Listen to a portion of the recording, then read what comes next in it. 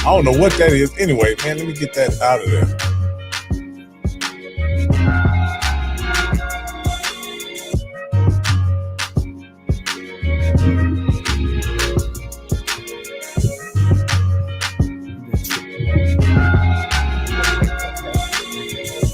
Coach.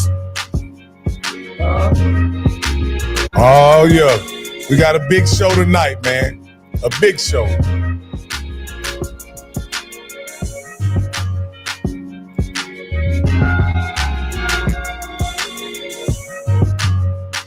And we on time tonight, fellas. We on time tonight. Hey, look. I'm getting on Mr. Campbell. I'm getting on the Bishop. Yes. Because we getting in the thick of this thing, baby. Hey, I'd like to welcome everybody to HBCU Coaches Corner. My name is Rocky, and I have my co-host with me, Mr. Stephen Campbell. And we have our featured host tonight, none other than the SWAC legend himself, the TSU alum, none other than, and also LC Cole's little brother, none other than Johnny Cole. What's up, man? We got a great... Hype it up, baby. Hype it up. Yes, well, sir. We got a great show tonight, man. I tell you what, our special guest tonight, man, he brought nightmares. Nightmares, And I seen this young man develop. I seen him he was coming to age of the Steve McNair. After Steve McNair left, and guys, we always talk about, especially Campbell, that when we were coming up through the conference, and there always was one or two superstar guys at the quarterback position. But this guy's name, of course, he's number one in the magazine. He's number one in your heart, Mr. Bruce Eugene. Captain senior citizen, accounting for 56 touchdowns with only 5 interceptions. He finished the Grambling State as the all-time leading passer and career leader. Second all-time passing career leader in the SWAC with 13,530 yards, 140 total touchdowns. And I think he was a part of about 3 or 4 championships, and 2 or 3 of them was national championships. My guy, my friend, the Grambling State Tiger. And guys, what I found out is this guy was supposed to go to Texas Southern. And we screwed it up again, Bishop. TSU, we were supposed to get KJ, then went to Prairie View, right? Now this guy, we missed on this guy as well. And we also missed on Tremaine Jackson as the head coach. Chennis Berry as the head coach. What is wrong with my school, man? Oh man, that's crazy, and it's true. I was going to go to Texas Southern. Cortez Hankton, who I grew up with, like we were real close. Like family. Tyrone Jones, Roney, the slot receiver, and everything. All of us, we had planned on coming. I had planned on coming when I talked to Tez. Tez took me on my visit. He took me on my visit. I never forget when I flew. That was my first time flying. And I flew into Houston. We stayed over there by the Six Flags, the hotel over by the Six Flags. Yeah. We stayed over there, and we went to it was a road basketball game at Prairie View. I'll never forget. Right. Road basketball game at Prairie View, and we went to the game, but we didn't have tickets to get in. So we had to find a way to get in the game. And, at Prairie View have that little dome. So Cortez called a couple of guys that was already in there and told them just hit the door and run. And when they hit the door, we ran on in there. And I never forget, that was rowdy. That's when I saw the real rivalry of the Texas Southern Prairie View, because in the basketball game, it was crazy. Fights going on, everything else. I was like, I need to be a part of this. Wow. And honestly, if they would have just been patient, they would have had me. But, at that time, when they brought you on trips, they tried to get you to commit before you left. And the one thing my mom told me, don't sign nothing and don't agree to anything. So I kept saying, Coach, I got to wait till I get home and talk to my mom and everything. And when I left, they had put in the newspaper. I'll never forget, they put in the newspaper that I had committed. And once he did that, I just felt like they betrayed me. They didn't want to be patient and really. And I said, all right, I'm not going there. But my mama was going. That was my only scholarship offer. Right. I think what it was, Bill Thomas. Y'all had Lamb. I think Lamb was the quarterback. Yeah. Y'all had a lot. We got a lot of kids from New Orleans that year. Absolutely. Y'all had my boy Oliver Celestine. Yeah. Coach, I'm telling you, it was already. That was guys I grew up with playing against in youth ball and everything else. So they had already told me how it was. It was a 5-hour drive from New Orleans. A quick 45-minute flight from New Orleans. So it was like, everything was set up. But, they messed it up. And I ended up in Grambling, and the rest is history. Yeah. Man, Coach, you won so many championships. I got to ask this question. Have weight ever been your issue? Because the way you move and the way you throw that damn ball, your hands must be a glove. I was always a big kid growing up. Even at Burt, being like 10 pounds something. I've always been that big kid who was able to do the things the skill players did. I never get. I had a youth football story where in youth football, when you're the biggest kid, the first place they do is put you on the line. So they had me playing left tackle, and I was playing defensive end. And they used to tell me defensive end, go up 3 yards, and then turn inside. But I used to look at all the skill players, they catching the passes, they throwing the ball, and I was able to do all that. So finally, one game, they let me return the kickoff. And I never forget, I was coach. You returned the kickoff? Coach, they let me return the kickoff. We were playing a little all-star game. And I catch it. And I ran a straight line. And that kid hit me so hard. I'm talking about so hard. Before I even hit the ground and cut my wind, I was saying I quit. I'm like, I quit. They kept saying, I can't hear you. So when I finally caught my breath, I quit right there on the spot. Beginning of the game, I quit. Took my equipment off and everything. This is not for me. Wow. And I became a basketball player until I got to high school. Now coming out of high school, then Doug them snuck behind us and got you to come to Grambling, and they got you to walk on. Melvin Spears, man. But then, I know Melvin is a recruiting genius. You know what I'm saying? And being able to have those two coach you, man, had to be a special time and a special moment. How much do they even help you today? Hey, do you recognize that guy? There you go, right there. There you go. What's up, Coach? You're muted, Coach. You're muted. Well, before he come, Bruce, I had to bring him on, man. That's my guy. He used to put them points up, and he used to throw that coat on like Eddie Robinson and walk up and down that damn sideline, man, and y'all used to kick tail. Coach, let me tell you something. I am who I am because of that man right there. You know what I'm saying? He instilled the belief in me. He instilled the belief in me before I believed in myself. Yeah. You know what I'm saying? I never forget our first conversation when he came to Recruitment in high school. He was going to recruit Linares L. Page from Carver High School. And their head coach told him, he was a Grambling alum. He said, man, look, Linares is probably going to go to Tulane, but if you're looking for a quarterback, you need to go across town to Cohen High School.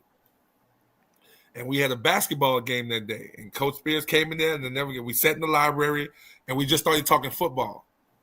And he was just amazed at how much football I knew, from calling plays. Because I called my own plays in high school. Oh, wow. So it was just amazing. He was just throwing coverages, and we were just talking, going back and forth. And then I told him, hey, I got a basketball game tonight. And he came to the basketball game. I was the starting point guard. I was a big guy. Like I told you, I've always been big. I was the starting point guard. Right. And that night I finished with like 22 points, like 18 assists. Wow. And after the game, I told Coach, I said, look, if everything goes planned, I'm coming. I had to take the ACT test. I took the ACT test. I passed. And, he talked to my mom, and he told my mom, he said, we don't have a scholarship for him. but I can promise you, I'm gonna take care of him like he's my own, and he will graduate. He said, that's the word I can give you. And I was cool with that. As long as I had an opportunity, I told him, I said, Coach, it don't matter who I'm going against. I'm gonna beat out whoever. And when I got there, I felt like I was the best. I felt like I should have been starting my freshman year. Yeah. I read that. Yeah, but he had to wait. He had to wait his turn. Coach, let me tell you something. We had Randy Hines, Mr. Randy Hines. No, Johnny, we had a number of other guys there. We had 3 juniors, 3 freshmen. We had Randy Hines. Coach, I know their names because Randy Hines was the starter. Well, he was the backup at first. We had Michael Mays. We had J.J. Brown, who just came from Blinn. We had Jarzowski Lee. We had Aaron Thomas. And then there was me. The other 5 was on scholarship. Me, I was the walk-on. So I told the other 2 freshmen, y'all gonna be broke by next year because I'm about to get somebody money. I'm telling you. Coach, the strange thing about that is that I had an opportunity to go over and watch Bruce in a basketball game. I never saw him play football. He was shooting 3-pointers like they were layups. And he has his coach who played for the Raiders.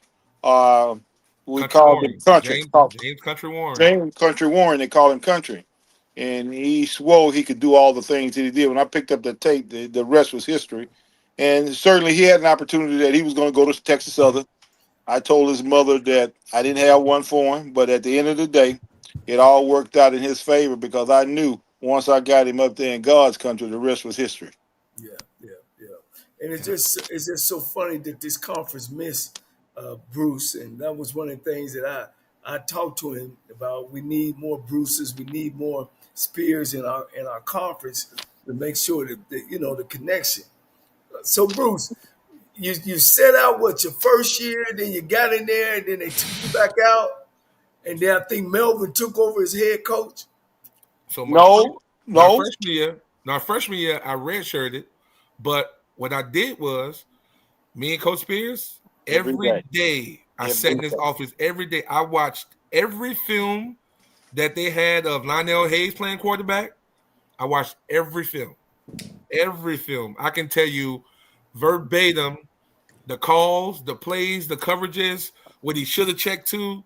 Like, that's what I watched my freshman year. I didn't party. Well, I did party, but I didn't. Let me say this. I partied too much. I didn't go to class much my freshman year. But the turning point was, like I said, watching film with Coach.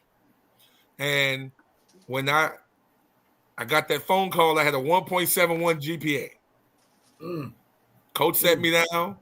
Coach Williams called my mom. And I went to Coach Williams' office. He had my mom on 3-way. And she just blasted me. Wow. So that's when it was like, you know what? This student-athlete thing is really true. You know what I'm saying? Like, as much as you want to be an athletic student, that student-athlete portion was true. I locked it in my books, and not only my books, I ended up having a 3.5 the second half of the year. We played the spring game. And Coach and I, when we talked, we kept saying that the spring game was my Super Bowl. That was my time to come out and really showcase what I've learned from the whole fall season and what I've learned from that spring. And I went in that spring game, and I think I finished like 8 for 11 with like 160 yards, like 3 touchdown passes. And everybody else, they went to telling Coach it's a quarterback controversy. I told Coach Williams, I told Coach Williams, you can't redshirt me no more. Mel. Hey, Coach. When did you realize that you had a GM? Because you ended up taking the job over, or you already had decided, well, when I do take this job over, this is my guy. No, we had already figured out that Bruce was the guy, because what used to happen is that all the scouts used to come over to Grambling. And when they came down, Bruce were the guy that was throwing for those guys during the passing drills, because back then our guys who were not eligible for the combine could not throw, and we always used Bruce. But I'm gonna tell you a story about Bruce. We would leave Bruce, and Bruce would be sitting on the wall. I don't care what time we came back to the campus. It could be 4 o'clock, 5 o'clock in the morning. And Oh no, Bruce didn't travel the first year. We I stayed at didn't home. travel.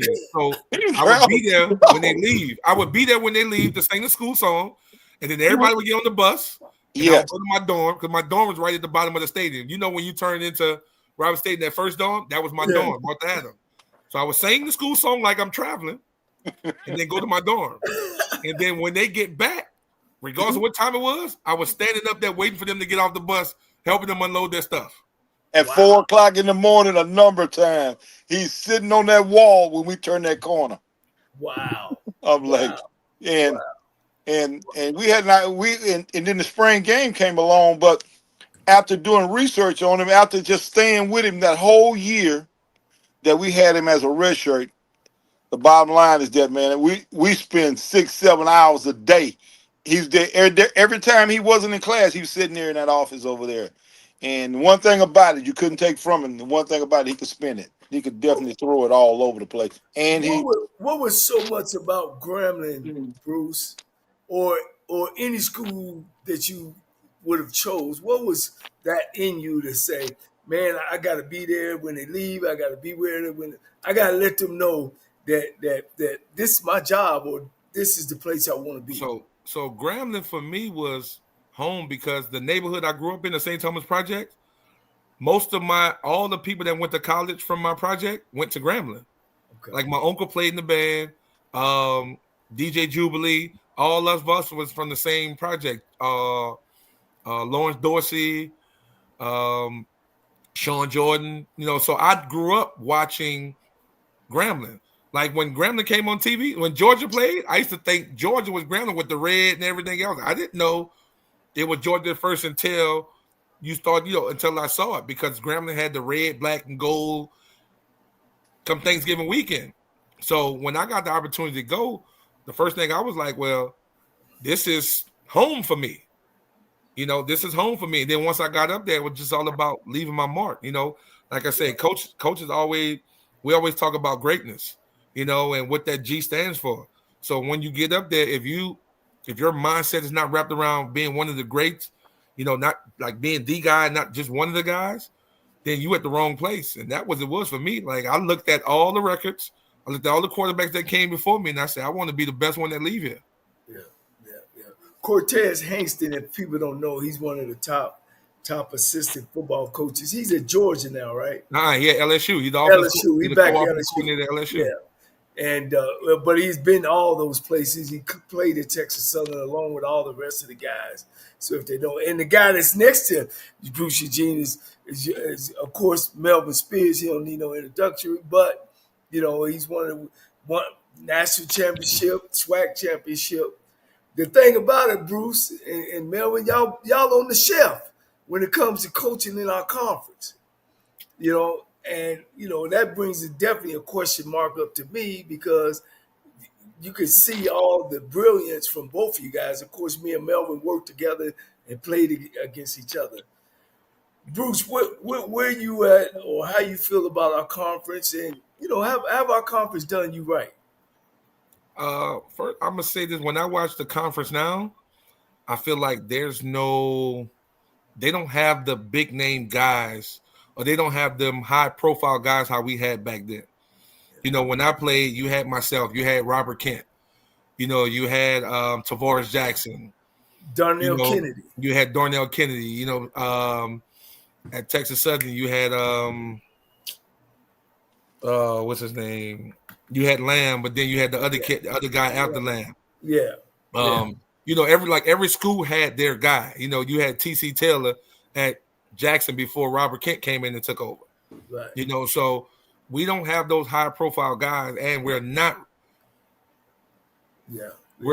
showing enough I would say diversity. Everybody now, it's a copycat league.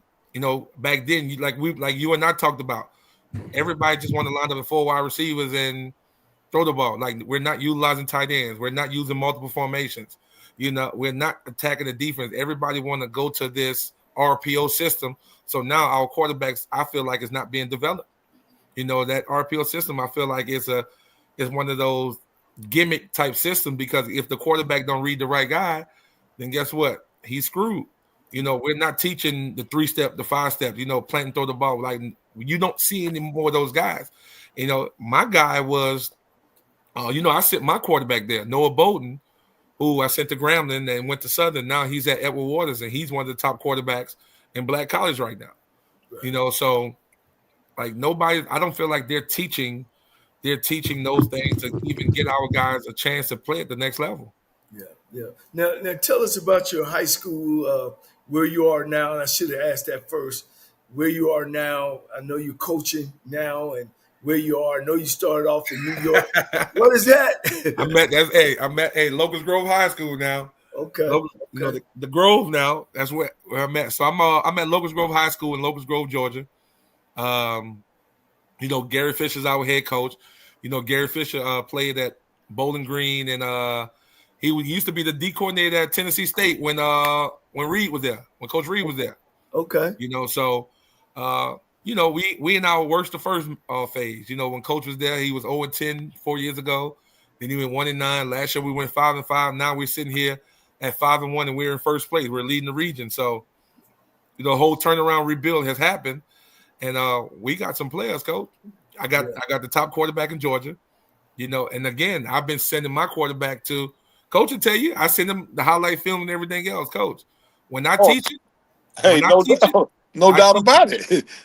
You can play it with the best of them, but also too, you got an outstanding son down there that has probably about 25 scholarships. Who's a big guy as well. Coach, he's at 43 now, Coach. But I do think the opportunity for a number of our guys that have participated in our conference are really not fair if they really don't get an opportunity. And we got a number of guys that are doing outstanding, a number of individuals that have won state championships, starting with Bryce Brown.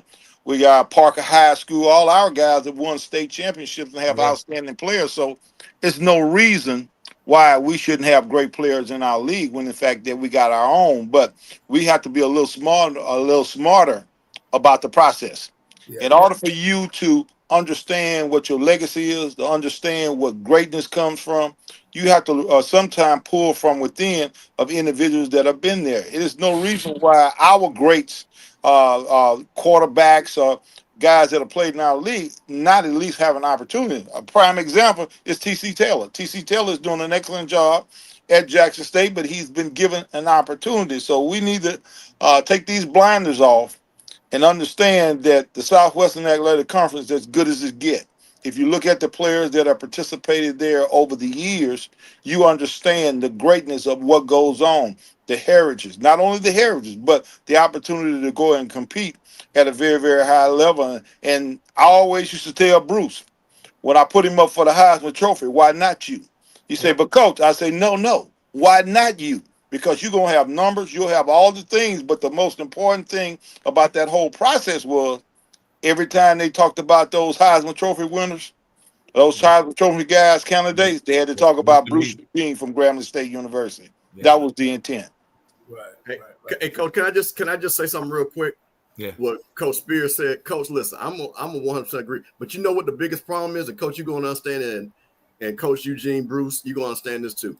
If I did a pop quiz of all 12 of the ADs of the SWAC, I guarantee you, and I'm not being disrespectful, over half of them would not know the greatness of Bruce Eugene.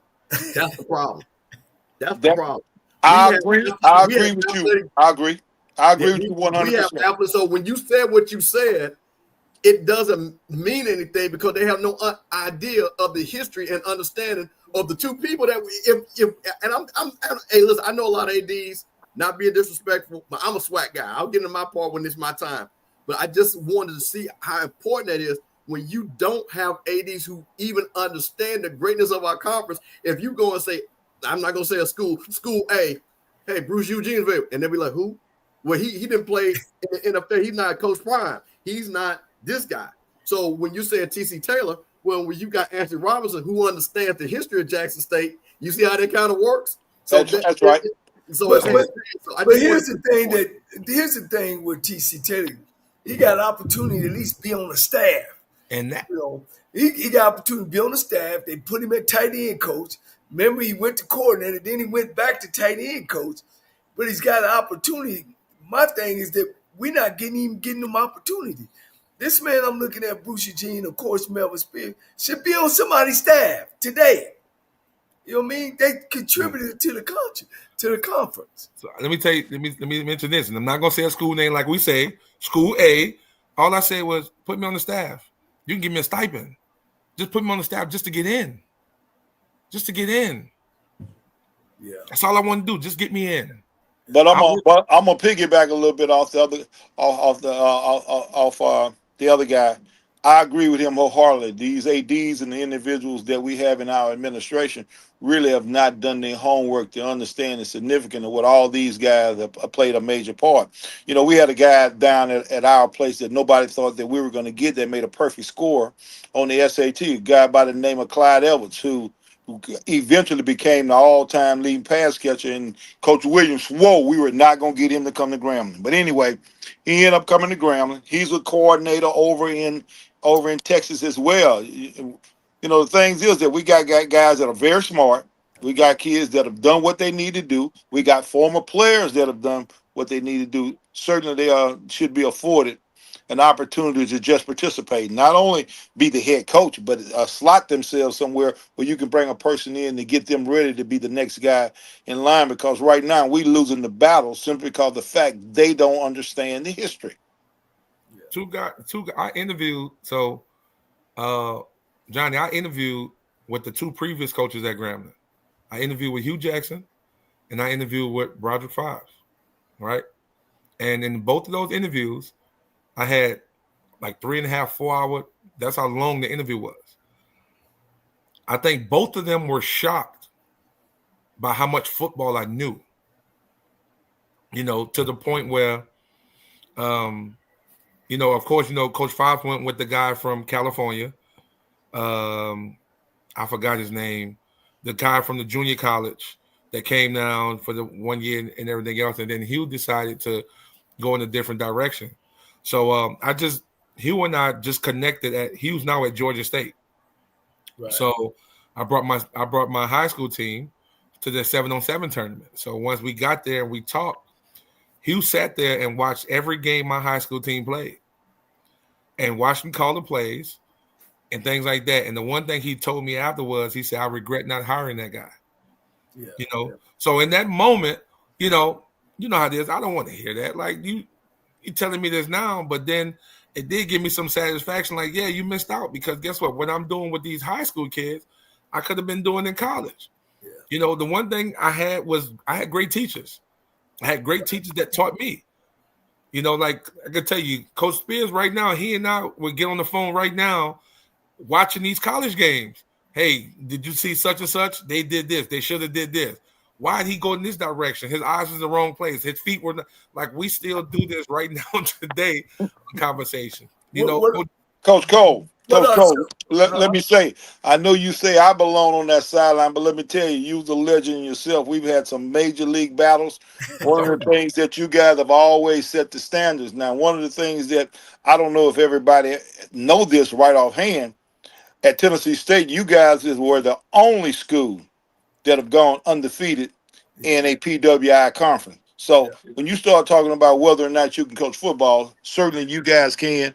And given the right opportunity, we all could be back in and pitching against each other, because you know it was something, boy, when the gunslingers showed up.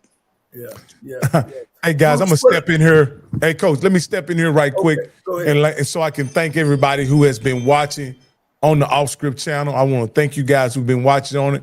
We're going to suspend the stream on the Off Script channel, but you can catch the home of the HBCU Coaches Corner, which is on the Rocky Miller channel. I want to thank y'all for going on. Coach Cole, you can go ahead and continue the conversation, sir. What are some of the numbers, Bruce, and some of the things that you see? Because you like me, Bruce. I can't stand being one dimensional. You know, I remember Bruce. We playing y'all line up and damn double tight, damn no back and run damn your ass up on and run the quarterback counter. I was like, look at these mugs here. Hey, Rocky, they line up no back, tight ends, and you know, 2 off, and they run quarterback counter. I said, Bulldog. That was our Bulldog formation. Bulldog formation. That was like 3 receivers, and we ran quarterback counter. Yeah, we battled. We played them twice that year. They came to Alabama State. I think we beat y'all 45-38, something like that. That was Darnell Kennedy. I tripped on fourth. Remember, I tripped on 4th and 4. Yeah. Y'all went two man. They part like the Red Sea. And I got too happy and fell like a yard short. Yeah. Then we come and play them in the SWAC championship and lose the same way. We fumbled the ball at the 2-yard line going in. They had just threw a bomb to your man. He laid flat out in the end zone. Ellis Spears. He dove for it, stretched out in the back of the end zone. Now, was you on the sideline watching us as we run the triple reverse on y'all? Oh, yeah. We were there. We were there. Y'all ran the triple reverse in the Crampton Bowl with that big old crown in the middle of the field. We was there. Coach, there's never been the only play that I keep in my mind all the time, every time I see you, is that during triple reverse. You know, nobody runs a triple reverse. And matter of fact, he ran it. They were in the race. It was 20 yards in. Yeah. He knew we had some of the best defenders at that time. All those boys could just flat out run. They was chasing the ball all over the place. And when he pitched it to that guy and they ran, they flipped it once. That's right. Tossed it and flipped it and went back the other way. And when it came back to that sideline, I said, I cannot back to the boundary. These guys just ran a triple reverse for a touchdown. And you know what's crazy? You couldn't see their bodies on the other side. All you see is their heads over there. You see everybody head and hands go up in the air from the touchdown with that crown at the Crampton Bowl. Yeah. But anyway, I appreciate it. Hey, Coach. Go ahead. No, I was going to ask Coach Eugene a second. Okay, Coach, y'all got it. No. Y'all go. Coach, you're going to get yours in. I just wanted to ask, you're one of those players that among fans, you're almost like a fan favorite. Like you can't have a conversation about the greats in the SWAC without bringing up your name, Bruce Eugene. I'm a guy that just started watching SWAC and HBCU football seriously since Prime came into the HBCU space. So I don't know all the rich history and tradition of the players and the pageantry or whatever. I want to ask you, if I were to drive on Grambling's campus, how would I know Bruce Eugene was a great player at Grambling State University? Great question. Well, first of all, as of now, I know if you're in the football facility, I got plaques everywhere. If you used to go upstairs in the football facility, I got plaques everywhere for most passing yards of season, leaders, things like that. But around the campus, it's crazy because they don't really showcase it.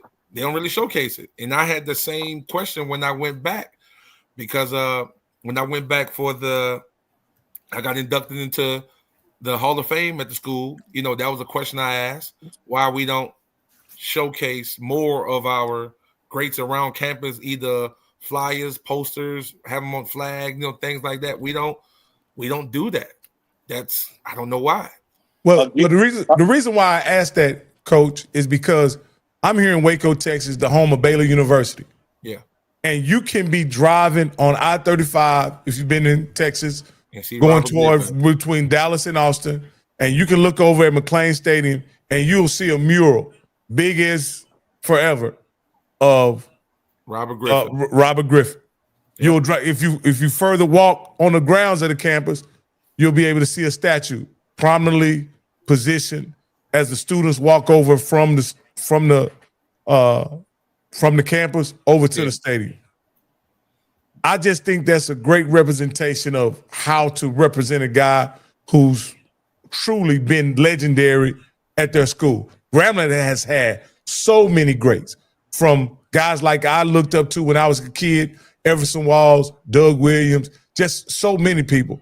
And I always wonder, how would I know these guys were Gramblingites if I just drove up on campus? And a lot of times I get the same answer that you get, is that unless you went into a football facility or you wouldn't know. So I'll ask Coach Cole and even Mr. Campbell, who is a HBCU historian, Is this the case at most schools, Mr. Campbell, about representing and showing the greats who have represented the school in such an admirable fashion?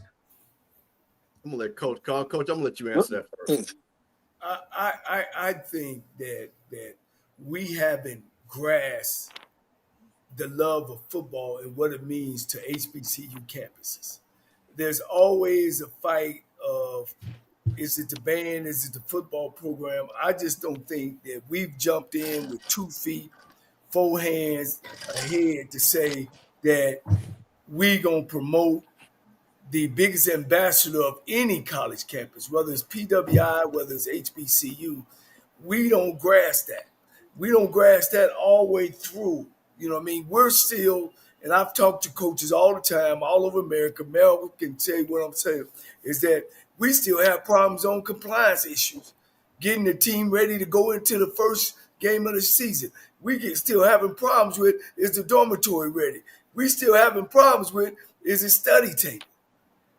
We hadn't grasped that of what the football program can do. It's the first sport of the year. It can push the school off to a good start. When you look at those great schools, your Florida States, your Notre Dames, your Miamis, your Gramblings, which I thought was great. It's kind of fell off a little bit, but they promote those legendary players and coaches that have came through the school. You have to do that because with even us, and we all HBCU graduates, right? Me and Campbell for sure. We can just rattle off the top players that when we were there as students, when we were there as alumni, that because that we understand that that's important about HBCUs. This man, both of these men, and Melvin played at Alcorn State doing some great years. You know, myself, that we have to start cherishing those moments and bringing those moments to life and not just putting them somewhere in a box and not bringing them out. And I think that's the biggest thing that bothers me as an HBCU graduate, to say that we got to start saying, if we're going to have a football program and a basketball program, let's jump 2 feet in. I don't want to hear about they don't promote money. The what they bring, the advertisement, the being the ambassador, the being on national television is enough. That every week that you're representing the schools. I agree wholeheartedly, but I'm gonna go back to the conversation he talked about earlier. It first starts with our administration. Secondly, it starts with our AD understanding what our great legacy is. I think it's a travesty that when you go to a place like Grambling State University, you don't have a statue of Doug Williams, who's the very first guy to give all these young boys an opportunity to participate at a very, very high level. Secondly, you go to Alcorn State, where Steve McNair was as good as it gets. You don't have a statue of him as well. When you talk about our legends and the guys that are particularly Hall of Famers and Walter Payton and all the great guys that have participated there, that's really is your recruiting tool. Your recruiting falls off when, in fact, that you can't bring a kid in and tell them that these individuals participated here as well. But one of the other things is that they do it at Alabama better than anybody else. They got all those Heisman trophies sitting there in the case when you walk in.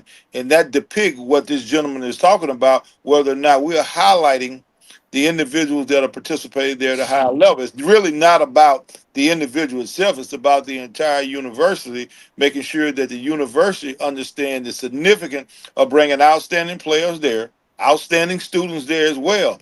So when you don't have those things there, that puts you behind the 8 ball. And certainly, I think at some juncture, we're going to have to make a move on that, because it's almost crazy that those guys are not in. Matter of fact, Steve McNair and Doug Williams should be in the Hall of Fame, and the Pro Football Hall of Fame. So we got some things going on, but the guy sitting there with you, I used to call him Mound of Touchdown. There's no reason why he's not in the Black College Hall of Fame. So, you know, I've been pushing Ty Miller and that whole group to get him in. You know, I know you have to wait your turn, but when you're talking about a guy that had a legendary career, who really did some things that nobody else done. You know, he finished 5th in the Heisman Trophy. Doug finished 3rd or 4th, and then Walter Payton finished in the Heisman Trophy in our school. So Steve McNair finished up there as well. Yeah, he was there as well. I think he finished third as well. Yeah, So, yeah. so all those guys need to be represented at a high level and in a way that not only that it's not all about HBCUs, it's about being able to see excellence across the board for those guys to participate. Yeah. Bruce, let me ask you, man, just I know how I feel, being coming from Texas Southern and sometimes don't feel love. How you feel about your choice you made to Grambling? And do you go back for homecoming sometimes? I know you coach. I know that makes it tough sometimes. How much do you go back to campus, and just how you feel about where you are now in your career? Like Grambling to me, it always will be, you know what I'm saying? Like, if you cut me open, I bleed black and gold. You know what I'm saying? But in terms of me going back, I haven't been back since my kid Noah Bolden started his first game there. And I flew in to see him play, but I don't go back often. You don't feel the love from them. Just think about it in terms of this. I'm one of the best to come through there, and I don't even get phone calls answered when I'm trying to send you a recruit, when I'm trying to send you kids, when I'm trying to send you the best of the best. Like prime example, my son is 6'3", 275. Moves like he's 220. Right? He got 40-something offers and everything else. And yeah, with this day and age, the way black college is, he probably won't go there, with this whole NIL thing, but you still can reach out to him. You still can, try to establish that relationship and everything else. Grambling, nobody's really reaching out to him. They offered him because he's my son, but nobody tried to develop a relationship with him. Like I told you, I have a 6'5", 295 Nigerian left tackle. I sent them him. Nobody called, but guess what? All the Power 4 schools are now saying, "Hey, Bruce, we want him, my quarterback." So like I said, I got tons of kids, tons of players that I've been trying to send to black college. My quarterback dad wants him at a black college. Hey, he Coach. He went to the Atlanta game and heard the band and just saw just the environment of that and was like, "This is what I want my son in." But Coach Eugene. Yeah, Coach. If we had any sense in our school, somebody been already put you on the sideline, because there's no way your son would be playing football and I'm the coach at any institution and I'm not having you on that staff, because you're going to have to put up or shut up. Either he coming with you or you're going to go back where you are. That's the name of the game right there. So I don't understand why, we got a number of guys. George Guidry kids are down at Tulane because we don't offer them scholarships. So we've had a number of guys. We got a number of outstanding players down at Nacar in New Orleans, our players. And the thing is that they don't even offer the kids a scholarship, so I don't even understand. But anyway, in closing, I sure appreciate you guys having me, and certainly been a great opportunity. Good seeing you, Bruce. Keep doing what you're doing. And Coach Cole, yes, sir. It's just a matter of time before we get on there. So, and everybody else, I appreciate what you guys doing. Keep up the good work, and God bless you, and I look forward to it. Hey, thank you, Coach Spears, for coming on. Yeah, but I thought you would like that treat, Bruce. Oh, you already know, man. That's like a dad to me, man. Like I told you, hey, Bruce, man, let me see your hand, man. Put your hand up at the screen. Good Lord, I see why you throw the ball like a baseball. Did you play baseball? I played in Little League, but that was really it. Once I got to high school, I was basketball and football. I thought I was gonna be the next Khalid El-Amin, for UConn, the big point guard that was handling the ball and shooting it. But, once I got on the football field and started throwing it around, I'm like, oh, maybe I can do this. And like I said, Coach Spears breathed life into you. Anybody that's been – y'all just got a glimpse of it, Rocky, and what's your name again? Mr. Campbell. Mr. Campbell. Y'all just got a glimpse of it in that interview.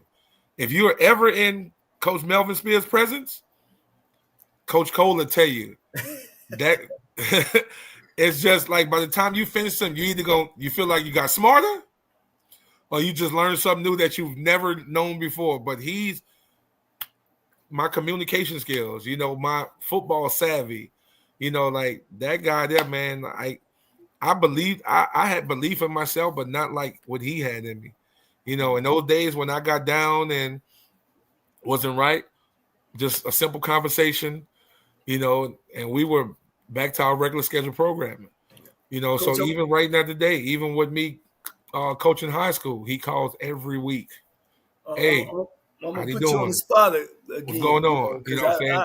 How's the I son? really think that there should be a spot for you in our conference, if not the head coach or coordinator or something. Why Bruce Eugene? Why should I give my keys to Bruce Eugene to run my house? But first of all, when it comes in the conference, I know the conference. I know the conference. I played in. I excelled in it. You know, so I know the conference. Secondly, if you look at my resume, you know, the body of work I've done, and not only that, people not talking about when I went to the combine, I had the highest score on the Wonderlic test. So you're not talking to someone that can't pick up things fast or don't know how to explain it and everything else. I've sent quarterbacks to the conference. I've sent kids to the conference. You know, like I have some of the best players in the country. My son, which, you know, before we get off, I'll have him walk in here so you can see what I'm talking about. My son is pretty much built like me. Get on the basketball court, get you 30, can shoot the three and things like that. So, like I said, where I go, kids will follow. You know, I have one of the top 7-on-7 teams in the country. I have two of them now. I have New York Hustle that I started in New York, where they say, hey, kids don't play football in New York. And we traveled all over the country beating up on people. And now here in Georgia, I got Georgia Flame that I just started this year. And we got a chance to beat up on a lot of people. So I got kids that come with me. So why not me? Who else would it be? Yeah. You know, Coach Eugene, I want to talk to you about this because this is something I've criticized the SWAC for openly.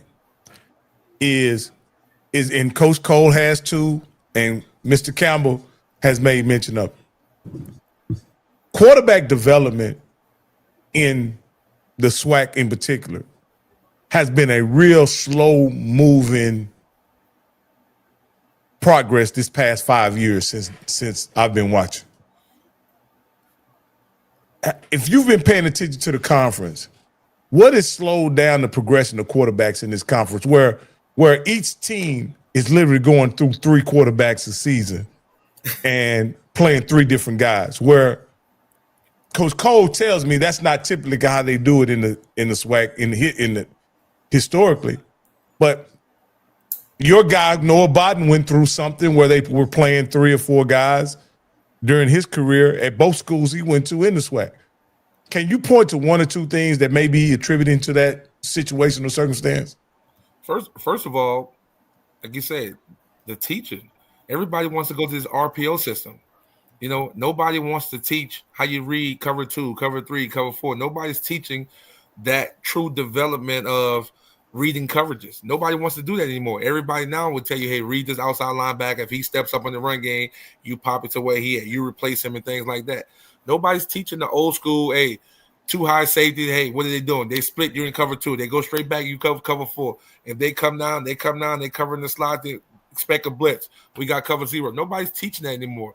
Nobody's teaching, okay, they roll this way, they roll to the right. All right, we got cloud coverage. He's squatting hard, we playing. They're not teaching it. So if you don't have anyone that can teach it, now guess what? They don't blame the coach. They blame the quarterback. Well, you can't blame him if he's not being taught. Because now, guess what? You take a lot of people taking their best athletes and put where? At the quarterback. And running what? Zone read. RPO, yeah. That's what they're doing. But back then when we played, guess what? Zone read wasn't a thing. I'm about to get but I don't mean on it, but we had that. But that wasn't the whole offense. That wasn't the whole offense. You know, we had some plays that okay, we're gonna throw off it, boom. But that wasn't the whole offense. Nah. The whole goddamn game. Nah, like coach will tell you when they was at Alabama State, coach them had a fullback and a tight end. We had a fullback. We had a big running back, Brad Hill. You know, we had the tight ends, Gershon and Jesse.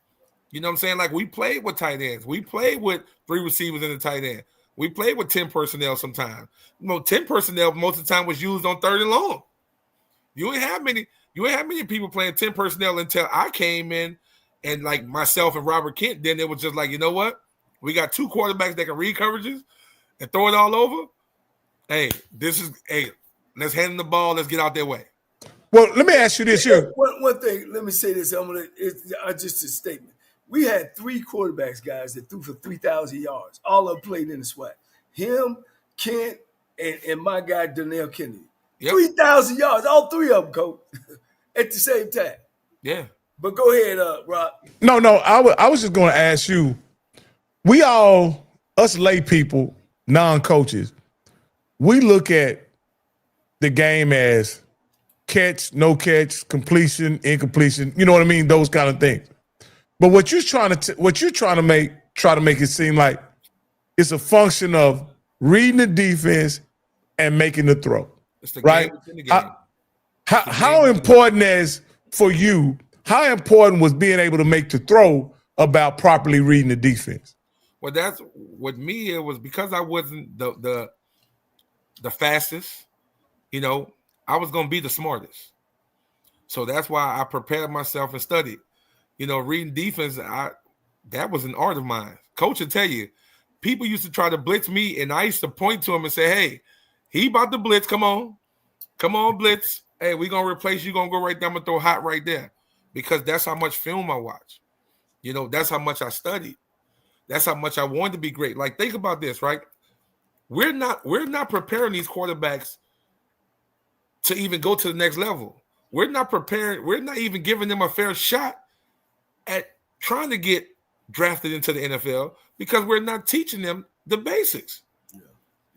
We're not teaching them the basics. We're not teaching them the simple 2 high, read this, 3 high, read this, single high. We're not teaching them that. You appreciate this, Bruce, Rocky, and we got the spread so much. We down 2 touchdowns and we got the throw, right?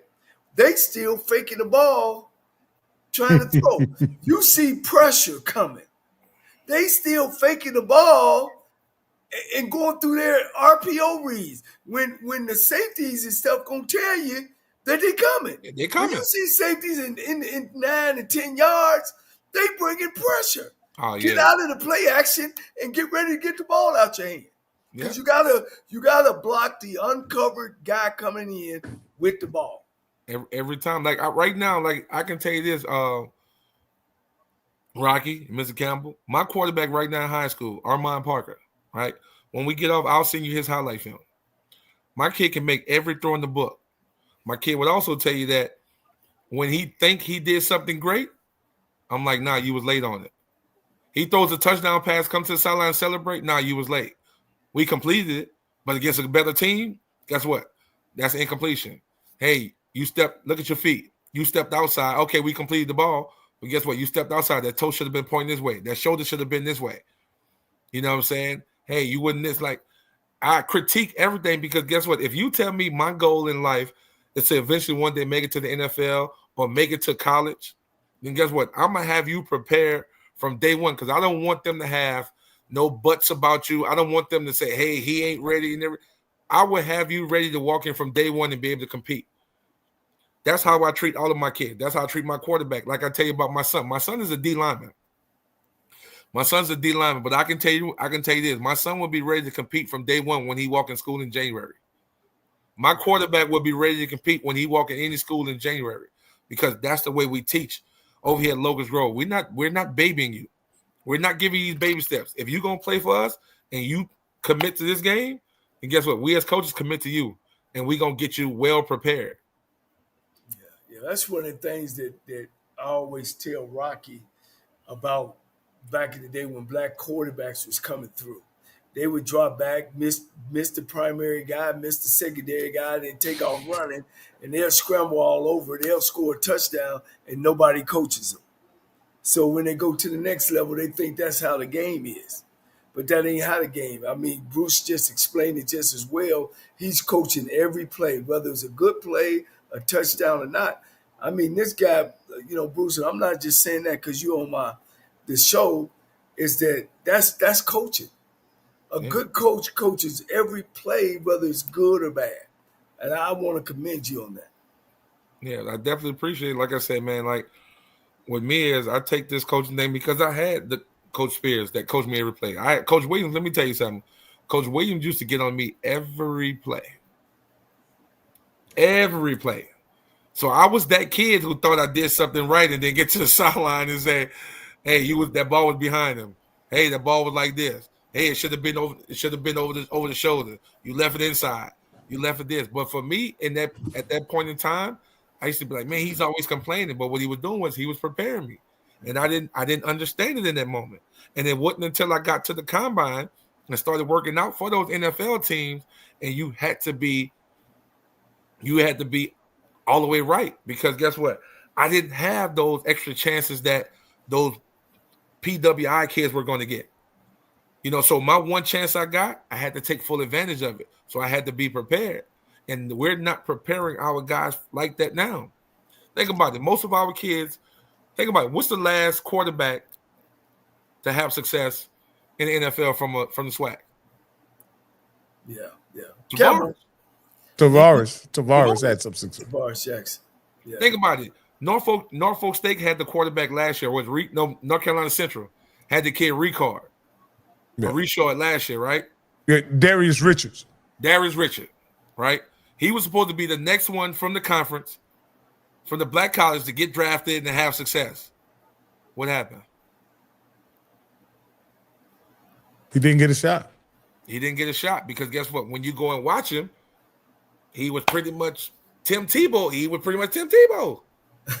Quarterback counter, quarterback power, quarterback this. So he won football games and everything else, but how did it get him prepared for the next level? Like right now, I watch like I'm watching the kid at Alabama State, Bodie. Yeah, right? Body. What you think about him, Coach? Body. I like Body, but you can also see that Body has gotten better. Because you can see that the offensive coordinator at Alabama State is doing a great job of showcasing what Body can do, but also allowing Body to be Body. And he's gotten 10 times better when he's at Texas Southern. I think when he was at Texas Southern, I think they were afraid to coach him hard because they were afraid to lose him. And you still lost him because you didn't coach him. Right. You're right on. So it's like if these kids, if you're going to recruit a kid, then you got to be prepared to coach a kid. If you're not prepared to coach him, then don't recruit him. Right. But right now, Body is like the standard of quarterback play in our conference. I see the kid from Alabama A&M just had a good game. You know what I'm saying? He had a good game. Yeah, he wasn't the starter, Eugene. The starter, yeah, I know. But this the backup. The backup, he came and had a good game. But when you look at quarterback play, like my beloved Grambling State Tigers, T said is struggling. He's struggling. You know why he's struggling? Because at Southern, he was a runner. He was a runner at Southern. Now he's at Grambling, and he's trying to become a passer, but he's making bad decisions because when he's supposed to run, he's standing in the pocket too long. And when he's supposed to throw it, he's taking off too early. So right now, what is it? It's like he's not being taught. And like I said, I don't know. I think they have Sharon Carey. I think Sharon Carey is the quarterback coach. And Sharon's a good coach. You know what I'm saying? Played at LSU, the running back played at LSU, but it's like Sharon played quarterback in high school. Sharon was an option quarterback. He was an option quarterback in high school. So it's like once you move up, like why not bring in somebody like myself who's played the position, who's excelled the position, that I can teach them what I know. Bruce, you bring up something very interesting and something that Coach Cole has emphasized. And I just want to get your opinion. You segued into it. How important is it for a quarterback, an actual quarterback that played at a high level, to coach the quarterback position? Let me tell you something. Standing back there at the quarterback, you can't get a running back to tell me how it is to play quarterback. You can't get a lineman to tell me. You got to get somebody that's been in that heat, that's been in that smoke, that stared down the barrel of that defense and made those throws. You got to have somebody that's coaching that guy because other positions can't tell me how it is to be back there. I've had the ball in my hands.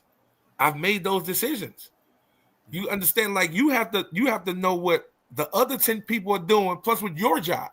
So I got to set protection. I got to make sure my receivers know what they're doing. I got to make sure my running back understands the protection, know what he's doing. Oh, they decide to blitz. I got to know my hot read. Okay, they showing blitz and then back out and play zone. I still got to make sure I'm protected, and I got to keep my eyes downfield and doing all this while getting the snap from the center. And then it's so much that goes on back there. So unless you played it, you can't tell me. That's just like myself. I know what the offensive linemen do, but I can't tell you how it is to be in the trenches, snapping the ball and down blocking and kick step. I can't tell you that, but I know what they do because I played football. So I feel like at those positions, I feel like any position should be coached by somebody that played that position. You know what I'm saying? Like I feel like if I'm a cornerback, that's why a lot of people run to Coach Prime. If I'm a cornerback, why would I not go and play for Coach Prime? He played it. He excelled at it. He's a Hall of Famer. Same way when it came to Coach Williams. If I'm a quarterback, why would I not go and play for Coach Williams? Let me ask you this here, Coach Eugene, because this is, I think, the problem. People tend to think it's about quarterbacks being able to throw the ball. It's my contention that until you are able to process the right decision, you can't make a confident throw. It's almost like I've shot basketball. I've never played quarterback, but I have shot basketball. And if I'm not sure about the shot, it doesn't go very well for me. It's going to be short. It's going to be short. You didn't put enough on it and things like that. So a lot of us chalk it up to this guy's arm is not good enough. He can't throw well enough. But could it be just the guys are not sure about the decisions that they're making that's causing them to make errant throws or throw the ball off target? Absolutely. Because think about it. If you're unsure about something now, guess what happened? Your feet won't be in the right position. You know what I'm saying? Your release will be wrong. You know, you worried about a lot of things. Like people don't understand. You don't even throw with your arm. You throw with your feet. You're muted, Coach. Not you, Coach Cole. Oh. Yeah, that's right. I was gonna say you're preaching, boy. You're preaching. Like you don't throw with your arm. You throw with your feet. Got to throw with your feet. If you know what I'm saying? Because set, again, that ball gonna go everywhere. Yo, coach used to always say, "Slow feet don't eat." That's right. So when you dropping back, those 3-step, 5-step drop, like people think, oh, if I drop back 5 steps, that's 5 yards. No, a 5-step drop coming from under center, you're gonna be about 7 yards deep now. Yeah. You know what I'm saying? Like you had your quick 5 when you got your speed outs and things like that. But if you're taking the big 5, you're gonna be about 7-8 yards deep. Yeah. If you're trying to set the pocket and set the point, again, that has to be taught. It's crazy because at practice today, I just told my quarterback, I said, we did a flea flicker. You know, we did a jet sweep, then he gave it to the reverse coming around, then they gave it to my quarterback. So my quarterback handed it off, but he stood there. He didn't get back like he was supposed to. But then he realized, oh, I'm supposed to be backing up. And then they got it, and he threw it, and he completed it for a touchdown. But I told him, I said, what you learned in that play? He was like, spacing. I said, ding, ding, ding, ding, ding, ding, ding. I said, because if you still at 5 when we doing the reverse, then guess what? By the time he give it back to you, you don't have no room. D-line gonna be all on top of you. But if I back up and I get my space and I'm 8 to 10, now guess what? I just gave myself room to complete that pass. You know, also in protection, when you playing against an even front, a lot of people don't know, okay, if I'm playing against an even front, I know most of the time if we block it, we basing it up, my center is going to work one tech to the back or to that side. You know, my running back is going to take the back or to the 3-tech side. So I always teach my quarterback, okay, if I got to buy time, which way am I going? Am I going to go where it's 2 linemen working this way, or am I going to go where it's a running back working this way? Behind the lineman. I'm going to go behind the line. I feel much safer behind linemen than I do my running back. I ain't never played quarterback, but I know I don't want no running back blocking for me. You see what I'm saying? But again, like I said, these are things that quarterbacks, you start teaching them now as they go up. Now, guess what? They'll be able to make those calls. Like my quarterback, I allow him to call his own plays. He has to set his protections. Every play. And I always tell a lineman, I say, yo, y'all can do it, but I want him to do it because if he sets the protection, then he knows anybody that comes free, he know where they're coming from. If a lineman sets it, then now guess what? You're trying to figure out, no, you set the mic. You set the mic. So now guess what? Once you set the mic, then I know these two free over here. That one is mine right there. Hey, look, everybody need to send in $1 for all this lesson we getting on this quarterback stuff. So, like I said, I hate watching bad quarterbacks play. When I watch a football game, like I'm gonna be prime example. I watched the Jets game the other day, right? It hurts watching Justin Fields play. Because you can see he's so uncomfortable back there in the pocket.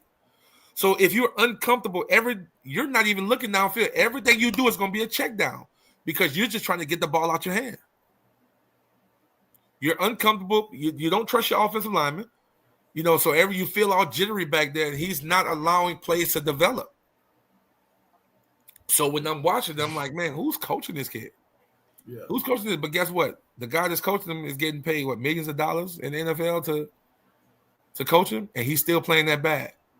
Yeah, you appreciate this, Coach, because they asked me some of the same questions. Why is everybody going to 2 quarterback system? One would say, well, we ain't settled on but I would say it's because either the head coach and the coordinator are friends, but nobody wants to take the blame. So that way you can blame it on each quarterback. And not the plays that you're calling and not going over the things that you just talked about. There's no way. One guy is going to be better than the other. Point blank. All the time. You know what I mean? Or make a commitment to what you're going to do on offense. You're going to RPO the hell out of it, then leave a running guy in there. If you're going to try to sling it around the place, then put the guy that they can throw the ball around the place in the game.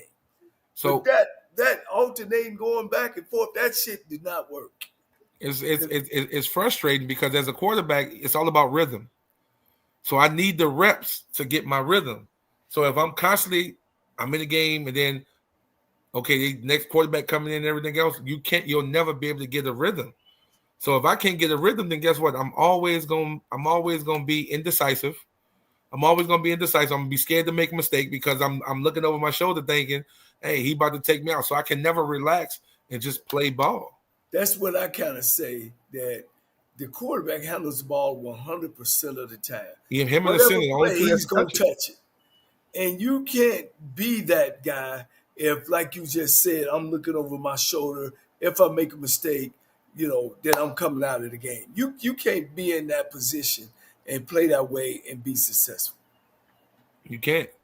And it's crazy because I thank God that Coach Williams and Coach Spears never was that guy. Yeah. I thank God they was never that guy. Yeah. A lot of people don't know. A lot of people don't know that there almost was no Bruce Eugene at Grambling. There was almost no Bruce Eugene at Grambling because I split time with Randy Himes, my redshirt freshman. That was the year we played against you guys, Coach. Right. Randy and I split time with Randy. Because remember, Randy was that wide receiver that game against you guys. Right, exactly. I remember. And when Randy left, it was supposed to be my time to take over. Well, because I helped us make plays and win the championship, I took for granted all the work that comes with being the guy. And we had a guy by the name of Gary Cooper that came in. Cooper eventually transferred to Valley, but before that, Gary Cooper was the freshman that came in, and we were getting ready to play McNeese State at McNeese. They were number 1 in the country, and I played. I was 3 for 27 that game. 3 for 27. That's bad, Coach. That's really bad. I got booed. I threw like 2 interceptions. It was terrible. So the next game, in that same game, Gary came in, threw 2 touchdown passes. So of course, a true freshman doing what, I'm saying, the sophomore, all right, we going with the true freshman. The next week we play Alcorn State. Never forget. We play Alcorn State. I found myself hanging with the guys on the team that's always complaining that coach messing over them and and everything else. Because I called my mom and told her I was coming home. When they decided to start the freshman, I called my mom. I said, I'm coming home. She said, home where? She said, you're going to sit on that bench and be the biggest cheerleader you can be. So I found myself hanging out with the guys that's always complaining, Coach. You know the group that be like, oh, man, Coach messing over me. I'm better than that dude right there. Coach still playing him and everything else. I was hanging with those guys. And during the game, Gary catches cramps. So when he catches cramps, he get ready to come out. So they call for me. So I run and grab my helmet. I go in the game. Everybody start booing. We at Grambling now. Now everybody starts booing. Coach called a timeout. They put Gary back in the game. I put my helmet back down. And I go back by the guys that complained. Well, next quarter, Gary catches cramps again. So now this is the second time he has to come out. I go into the game, still getting booed. I threw a touchdown pass. When I threw a touchdown pass, after I threw a touchdown pass, I put my helmet down. I go back by the same guys complaining. Coach, we got a turnover. So when we got a turnover, my quarterback coach, Pete Burks, was telling Coach Williams, hey, Gary's ready. Gary's ready. It was in that moment when Coach Williams said, no, hell no, give me Bruce. We went in, we won the game, and the next week, they were saying, oh, Coach has a quarterback controversy. Who's it going to be, the freshman Gary Cooper or Bruce Eugene? Coach Williams on that Monday at his press conference, he said, there's no quarterback controversy. Bruce Eugene will be my quarterback going forward. And it was in that moment when I realized, hey, I can't take nothing for granted. And I started, Coach, in practice, I would take in the starter reps, and when they brought the tools in, I stayed in with the tools because I'm working on me. I never let go. And I told my kids that, and they didn't believe me, but I told them, if Gary Cooper doesn't catch cramps, there is no Bruce Eugene. Wow. Let me ask you this, Coach Eugene, because we got a controversy in the SWAC this week. At Florida A&M, there's something that happened at Florida A&M where an announcer talking about the honeybees, Coach. And I'm going to correlate this, Coach. I'm going to ask you a question because you know. Because did you feel like that you had to be twice as better or maybe even perfect because you didn't fit the stereotype of a quarterback? That never really, fitting into the stereotypical, that never really bothered me. I was a competitor. Like I used to tell him all the time, Robert Kent was 6'5". I was 6 foot, 6'1". That didn't bother me. Put the ball down. As long as we're on the same field, you would not beat me. You would not outplay me. You would not outsmart me. I never worried about that. I never worried about looking like everybody else. Because at the end of the day, after I beat you, then guess what? You want to look like me. Because I just dominated you. So guess what? Every team started going out looking for a kid like me. Yeah. Every lineman's dream started to come true because every big guy picked up a football and started throwing it. Yeah. Were you before Lorenzen or after Jerry Lorenzen? Same time. Really? Same time. When Jerry Lorenzen was at Kentucky, same time. Bishop, you got any questions? Yeah, I'm just sitting here. Yeah, it's your time, Coach. You got the floor, baby. You got the floor, Coach. We can't hold him forever, but you got the floor. But here's the thing. I didn't want to interrupt because, Coach, I appreciate what you were bringing to the table. So, Coach, here, I'm gonna get to it. As you can see, I have a Grambling jersey on. I like that. I appreciate it. See, I have a business, and I sponsored Grambling, the dance team. But I saw during their championship run, those 2 years, I was at every Grambling football game, and I wanted to expound on a couple of things. So I'm from Jackson, Mississippi. Trumaine Johnson was my favorite player. So I saw those great Grambling teams. Okay, I'm 55 years old, so I saw the Eddie Robinson era. I came all the way through. One of the things that blew my mind, to your point, because I always knew that Grambling had this great football alumni. I was shocked when I did not see all around all of you great players, names and things all on. I was shocked by that coming from Jackson because I had seen it at Jackson State, saw it at Grambling. But one of the things I wanted to talk about, because we're talking about your coaching acumen, I want to actually talk about how great a player you were. Now I'll tell you a story. I live in Atlanta. I know your school, but here's the thing. Back in 2005, Jackson State was playing Grambling in Jackson. I told a couple of my buddies, I said, man, Grambling's got this guy that they average like 50 points a game. So I said, them Jackson State games are crazy. We drive down Jackson, probably about 45, 50,000 people.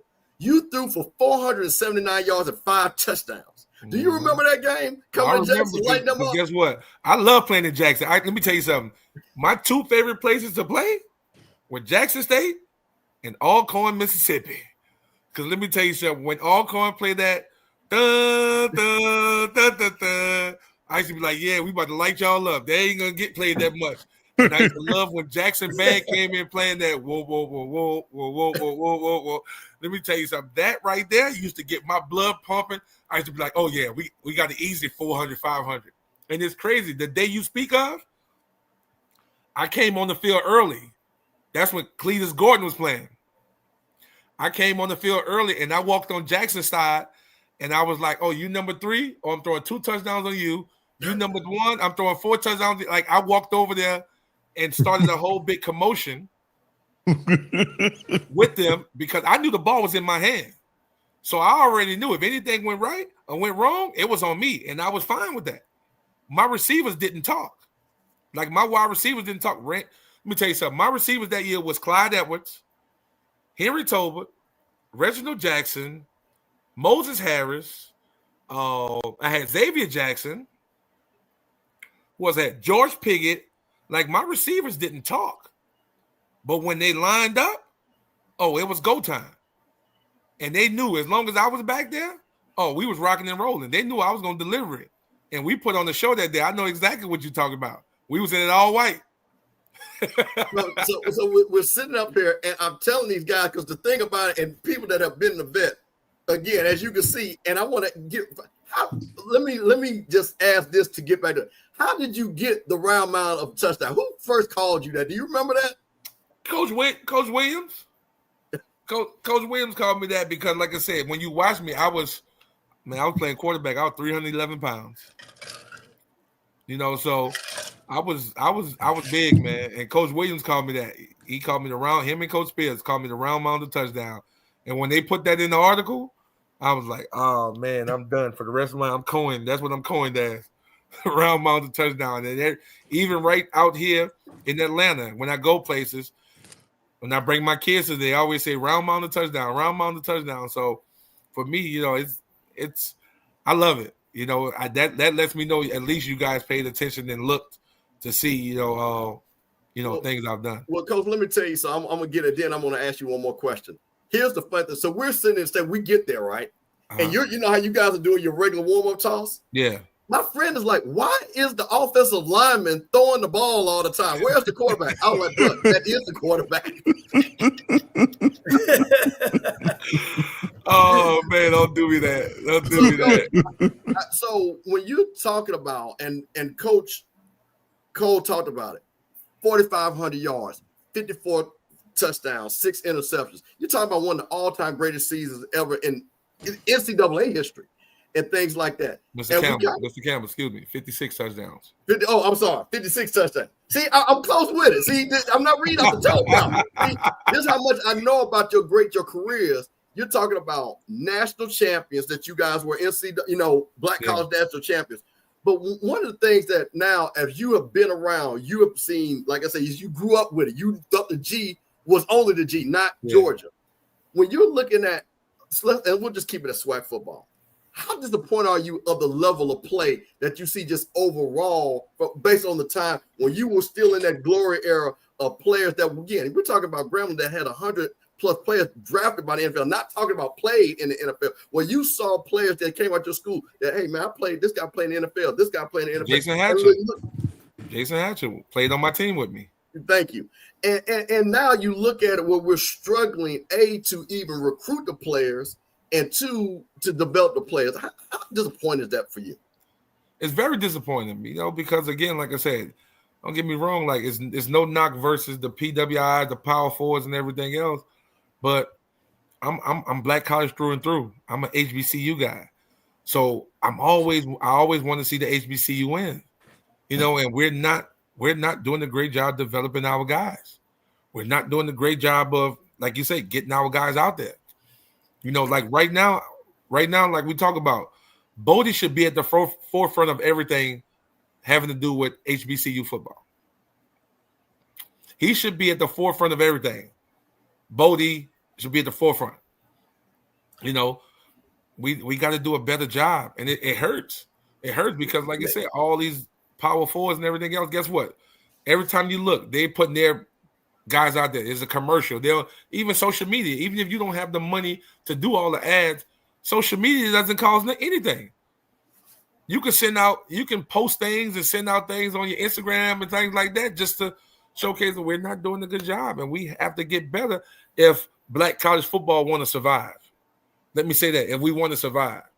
Because right now, as you know, a school like Mississippi Valley is always on the verge of whether they're going to close or they're going to go down. You know what I'm saying? Like, you always getting those type of schools and everything else. So in order for us to survive, we all need each other to survive.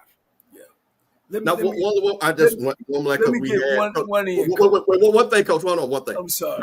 Wait, Coach. How proud are you of Noah Bonnin and his reclamation of coming back through all the adversity? Because it was a big thing. Because you got to remember, and again, we're talking, and I always say a renaissance with them. He was at Grambling, big time. Grambling Shadur is down at Jackson State. I thought those guys were going to battle back and forth between each other for 4 years. How proud are you of that young man who was able to, kind of go through some things, but resilient enough, as you're saying now, playing so well at Edwin Waters? Let me tell you something, man. Look, Noah's just not any kid to me. Noah's like my son. You know what I'm saying? Like, I started dealing with Noah after his freshman year in high school. You know, and I went over to Christ the King and coached him, and me and Noah have been joined at the hip since. You know, and Noah right now today, I call him right now today, check on him. How's practice? How's it going? What's going on? I send him something for his pockets. You know what I'm saying? Like, that's he knows one thing. If anybody going down with him, he know Coach Bruce is going down with him. So when it comes to Noah, he's not just any kid to me. So to watch how he was just kicked out at Grambling hurt me the most, because I'm like, that's one of mine. As a Grambling guy, you should have been like, look, we're going to give him another year just to see what's going on. So when Hugh came in, you kick him out. And then he go to Southern, and then now you battling with a kid that was nowhere close to his talent. The quarterback that Southern was playing, it was nowhere close. So now he's playing this backup role where now he has to be savior most of the time. So now his decision-making is flawed because I got to force the ball because we're down. They brought me in, we're losing. I got to force. So he never got a fair shake. And then you bring in a new offensive coordinator after you fire Dooley, who doesn't appreciate who he was. And we see now how terrible he is because they kicked him to the side for McNair. Which tell us how you really feel, Coach. I've been knew he was terrible. I said it when they hired him. I said he was a long snapper at Southern. And you got him at the offensive coordinator. He don't know what it's like to be back there. You got coaching quarterbacks. So again, for his rocky road he's been through to now be at Edward Water with Coach Jenkins, and guess what? A reunion with Coach Dooley. You know what I'm saying? Now, guess what? It's a match made in heaven. He loves it. He's happy about it. He's excited about his team, and you can see it through his play. Well, that's awesome, Coach. I'm here in Atlanta. I'm in Norcross. I'm definitely going to come check you guys out. It's our homecoming. It's our homecoming game this Friday. If you want to come through. I am very close to the AD at Florida A&M. I've already told her to watch this show, and I'm going to make sure we get some of those guys that I know are quality players because come down there and play for the Rattlers. I'm telling you, look, man, I got guys. When I tell you I got guys, I got schools all the way coming from New York. When I lived in New York, coming all the way to Georgia to recruit my guys. Wagner University, Stony Brook University. You know what I'm saying? Coming all the way to Locust Grove, little Locust Grove as people call it. To come and get our kids. So we're no longer the little spot that people don't know about. We're playing big time football. Again, we're in first place. Stockbridge is under us. Even though we lost to Stockbridge this year 21-20. We're in first place. And like I said, we just got to win out and win the region, man. But we're doing some special things there. And I'm excited about it, man. You come check us out, man. Come check us out. You'll get to see my quarterback, which I tell you, You'll get to watch him play live. You'll get to see my son, who they can't block him. Yeah. Last question. Because I know we get. Are y'all still in school, right? You gotta go to school tomorrow, man. Last question. How does it feel, or how does it make you feel that when you see all these Caucasian guys coming to our conference, and when they come, they always take the coordinator's job, or the assistant head coach's job, or the O-line job, and they're always the highest paid on the staff. And then they leave. And then they leave and then they leave. So and never mention that they ever went to or coached at the school that they started from. It hurts, man, because you're using us as stepping stones. Instead of bringing in our guys that love and cherish the school, like you use us as stepping stones for a bigger job. And then now, guess what? We're left scrambling again, trying to find somebody to fill that position.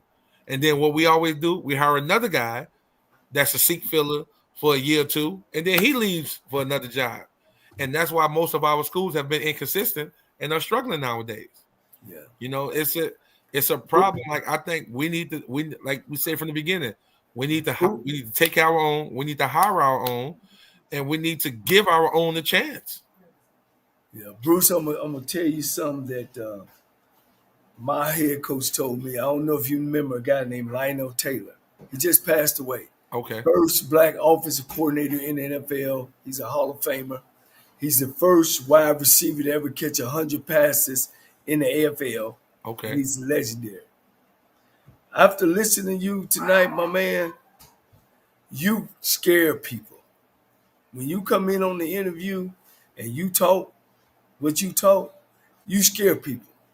And he always told me you're going to have problems trying to get a job in HBCU. And I hate to say that, but I don't even know the answer to say dummy stuff down, because that ain't who you are. You're a champion. You're a winner. I've seen you play out, competed against you, man. You are special. And I promise that me and these two other gentlemen on this side, we not going to forget who you are. And I just thank you for taking your time out, man, to share this with you. Like Coach said earlier, every time we sit and talk about quarterbacks in the past, your name is always coming up, man. So I want to thank you. I hope I didn't dampen you, but man, you special, man. You are Coach, you are special. You are right on, and I know you can get things done. And Coach Cole, you know what's crazy? I've been told that every interview I've done, and everybody I talk to, they always said, no one's going to hire you because they're afraid to hire. They're not going to hire their replacement. You know what I'm saying? And it's and I don't know. Like, I'm very passionate about what I do. Like when I get hired, and I tell people time and time again, if you hire me, I'm not coming on to replace you. I'm coming on to be a part of your tree. Yeah. I'm coming on to be a part of your tree, because guess what? Any success that I have in the coaching profession is going to go back to that person that gave me an opportunity. Like, I'm not trying to replace anybody. I'm not trying to, I love the game of football. I love teaching football. I love having the battle of wits with opposing coaches. Like, I love this. So I don't know. When you talk, it's like I'm looking at myself in the mirror. Man, you're a bad boy. You know your stuff, man. You know your stuff. Coach Eugene, this is what I will say, and this is gonna give you hope. Bryce, come here, Bryce. This is gonna give you hope, Coach Eugene. Yeah. With the way they running through coaches in the SWAC, you're gonna eventually get your turn. Yeah. Appreciate it. Come here. This is my son right here. Oh man. 6'3", 275. Well, look at them shoulders, Coach. Is he Bruce? Is he a Bruce or he something else? Oh no, he's a D lineman. No, I'm talking about name wise. Oh, he's Bryce. His name is Bryce. Bryce. Oh, Bryce. Okay. You didn't want to give him Bruce? Nah, his mama gave him Bryce. But that's my son. So like I told you, Coach, they offered him, but nobody talk, nobody reach out. Even if you don't think you have a chance, you should still be in constant communication, because anything can happen. Anything. Hey, Bryce, what kind of grades you making, young man? Right now I got all A's. Woo. He don't got no choice. He don't got no choice in that, coach.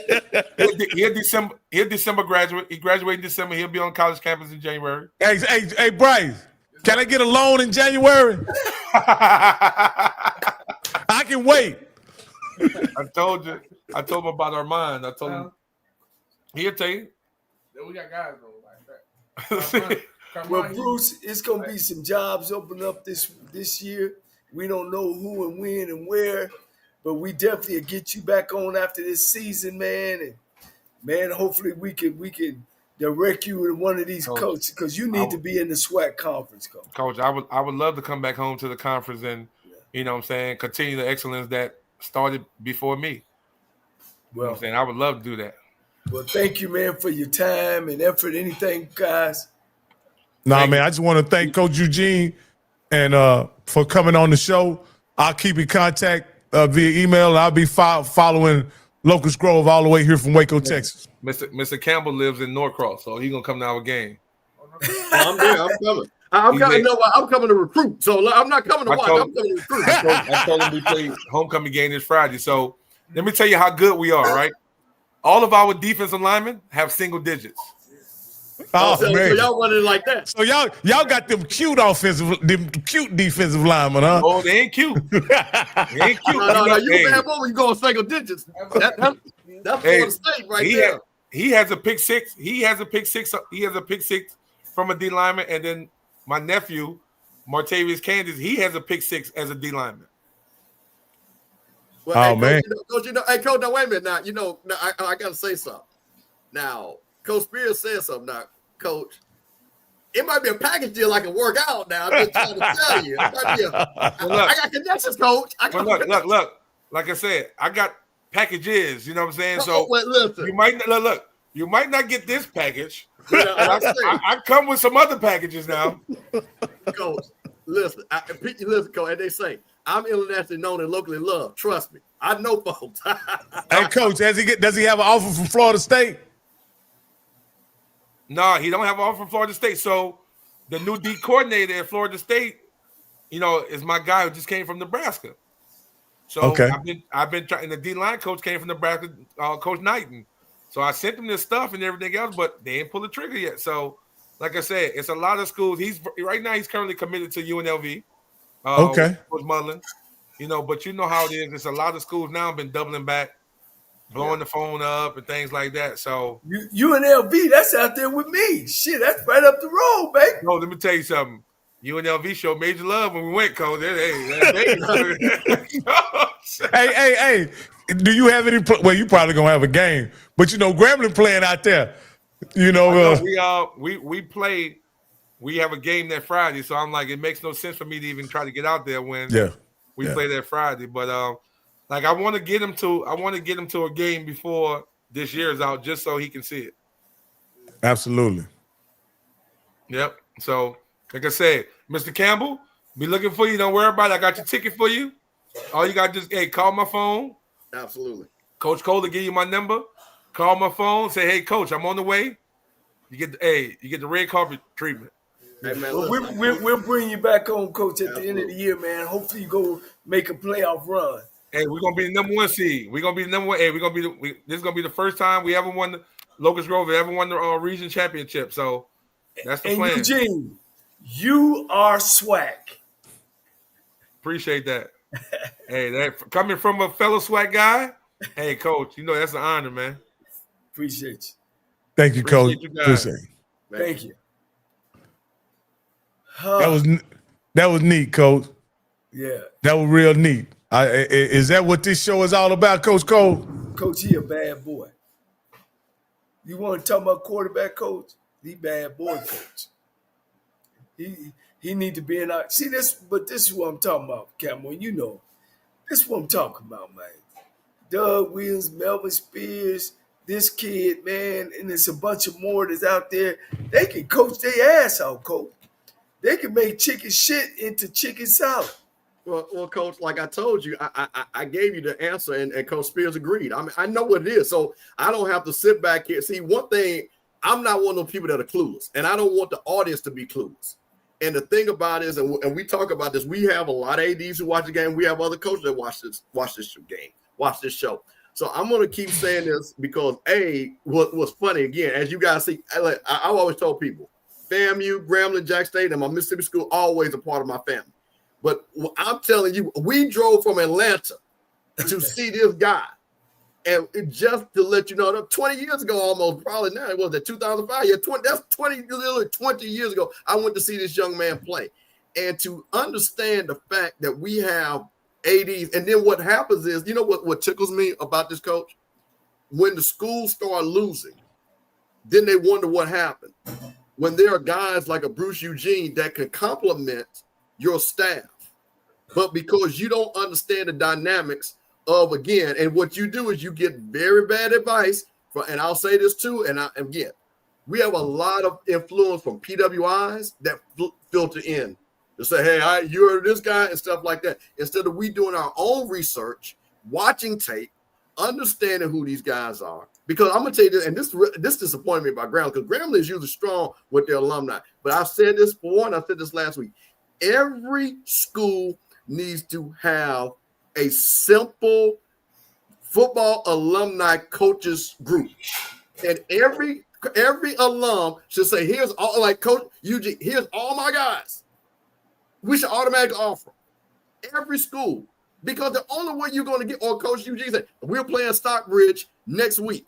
That guy's pretty good. We just played again. But I do not hear this, and it blows my mind when this is the way you have to recruit. I'm telling you something. That's what they're doing down in Jackson. Yeah. They are getting those referrals to get these guys. Yeah. My school is notorious, Coach, humiliating, downright disgusting at my school at Texas Southern, of always going out and getting a goddamn coach from somewhere else. And all of them has failed. Do you hear me, Rocky? Do you hear me? All of them has failed. The only 2 or 3 that hadn't failed was Alexander Durley, Rod Page, and Johnny Cole. Out of 17 damn coaches in damn near 100 years of football. That's crazy, ain't it? And we keep going out and getting guys. We don't even get guys that played at the school on the staff. They hired Darryl Colbert, who was my roommate, who played with the Kansas City Chiefs, who coached on my staff of the only championship that Texas Southern has won, and they make him operational guy. He the operation guy. He ain't coaching wide receivers who he still hold records at the school. And him and Donald Narcisse, who was on the show, they were the 2 tandems that held the passing receiving record for over 20 years. They don't hire him on the staff to coach. They hire him as the operation guy. It's unbelievable, Coach. It's unbelievable how we do not love our own. So, Coach, if you would talk to people in HBCU football the last 5-6 years, because that's where I'm into, you wouldn't think that you guys have as deep of a bench in coaching as you guys do. You guys obviously have a real. If you guys have Coach Eugene being very successful at the high school level, have a deep desire to be a coach at the college level, right? And he probably knows, he's been in coaching probably at least 15 years probably, and he probably knows what those positions come with those positions from an economic standpoint, and he still wants to be a part of it, and a guy like that doesn't get a shot. I just don't know why you guys wouldn't explore, especially he's an all-time great, not at Grambling. He's an all-time great in the SWAC. I'll ask you this. No, in the country. In black college football. 13,000 yards, Coach. That's national. In black college football. So I'll ask you this, because I'm always going to make a comparison. If Peyton Manning wanted to coach, if Eli Manning wanted to coach, if Look, Brett Favre wanted to coach. Why don't we treat our greats the same way they get their great? And either one of y'all could answer that question. I know the answer, Coach. It's simple. We don't love one another. We feel that their ice is colder than our ice. We don't honor and respect each other enough. That's the only thing it could be. I mean, we talking about the Manning boys coaching. Why they need to coach? That don't make enough money for them. No. What I'm saying, if they wanted to coach. Yeah, I know. I understand what you're saying. They whatever they want to do. You know what I'm saying? They have that option. We don't have that option. You know what I mean? And so we don't respect one another. It's not only just in the athletic world. You know, it's peered across the board. You know, and we don't honor and respect our legendary people. And I'll say this, Mr. Cameron, you can go. And because Coach Eugene did not do it with hyper athleticism, his success was with his mind and his arm, right? It wasn't through hyper athleticism. He not only was able to show his intellect, he was able to show his intellect and is able to dominate with his mind. So why couldn't he dominate with his mind as a coach? And I'll leave that right there to you, Cameron. Well, I'm going to say this. I'm going to give some examples. Now, and this doesn't fit there because, again, I think Jermaine Jackson is a perfect example of how you can get a coach but understands the atmosphere and be a great coach at Prairie View. He didn't play at Prairie View, but understands. But look at Jackson State. T.C. Taylor knows what the foundation of Jackson State football is. Trey Oliver knows what the foundation of North Carolina Central football. Eddie Robinson Jr. knows what the foundation. I didn't even think about that, Coach. When you start looking at guys, and see, this is the thing, and I'll swerve over to FAMU, which one of the things I think when they go to the 220 club, and we're talking about diehard rattlers that got played for that coach, and we have players that don't understand the greatness of Florida A&M football, and when you are not there. And understand, that's why when you see these traditional programs, the Alabamas, the Georgias, the Penn States, the Michigan, there's something when the game is close. That foundation means something. University of Miami, Florida State, it's the same thing. When you play at Grambling, that G means something. You preach it, Coach. That block helmet means something. But if you come to FAMU and don't understand what we are, all you did is just play football. And you can't be at our school just to play football. You got to want to play football. There's a difference. Yeah. But as you say that, Coach, does the school hold some obligation to give men an opportunity who want to impact young men's lives in the coaching profession? Do you owe rattlers who aspire to be coaches an opportunity? Does TSU owe Tigers who aspire to be coaches an opportunity, Johnny Cole? Ain't no question. I think so. Here's why. If I'm investing you to recruit you to my school, I feed you for 4 years. I give you an education. I put a helmet on you. I'm spending thousands of dollars and I'm feeding you. You go out into the world. You become successful. If I got a position open, it's going to be one of my guys going to be the front runner every time. Because he don't walk the walk, he don't talk the talk. And I just feel that way. I feel that most colleges, and we can look around, they hire their own. They bring their own back. And I'm not necessarily saying in the number one role, but I'm saying there's always a job and a place, especially if you're a superstar at that school. Especially. They bring you back because what do? You bring fans back. You know what I mean? You bring that glory day back, just being around on campus. And if you look at University of Texas, University of Nebraska, Grambling State, I thought that was better. Doug Williams come around, or try to stay around there. That brings attraction to your school. Ain't no question. And I think, yes, these HBCUs need to get off their ass and go back in the book and bring some of these superstar people back around on campus. You'll get some people in the seats.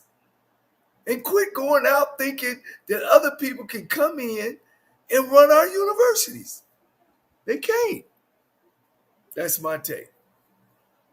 Well, the only thing I'm going to say is, and there's a fine line, and I think what we have to do is make sure we expand the pool, because in any coaching situation, I always want the best coach to be hired. I think, look at South Carolina State. Chennis Berry didn't play in South Carolina State. That was a hell of a hire. That was the best hire for them. But he understood the culture. He was a winning coach. He's a winning coach. He's an HBCU guy. That's what I'm saying. So there is a bit of where you can have a little bit of open-mindedness. But what my thing is with a Bruce, let me tell you what's so impressive. And I think everybody watched this. Bruce Eugene said he had the highest score in the Wonder League. He proved that tonight, didn't he? Didn't he? I want everybody in the chat to be honest. Was that not one? And this man is listen, if you just said what level of coaching, you would say, he got to be coaching NFL, right? Would you not automatically think that just by the knowledge that he did? So that's what's so crazy about the Bruce Eugene thing is because it's not that he's one of those guys that is not articulate, not one of those guys that doesn't know the game, not one of those guys that can't go and recruit. It's really baffling. And my thing is, if he's intimidating people, then you already got the wrong coach. Guys, y'all know, if you graduate from these big schools and go into coaching, you always can get a job.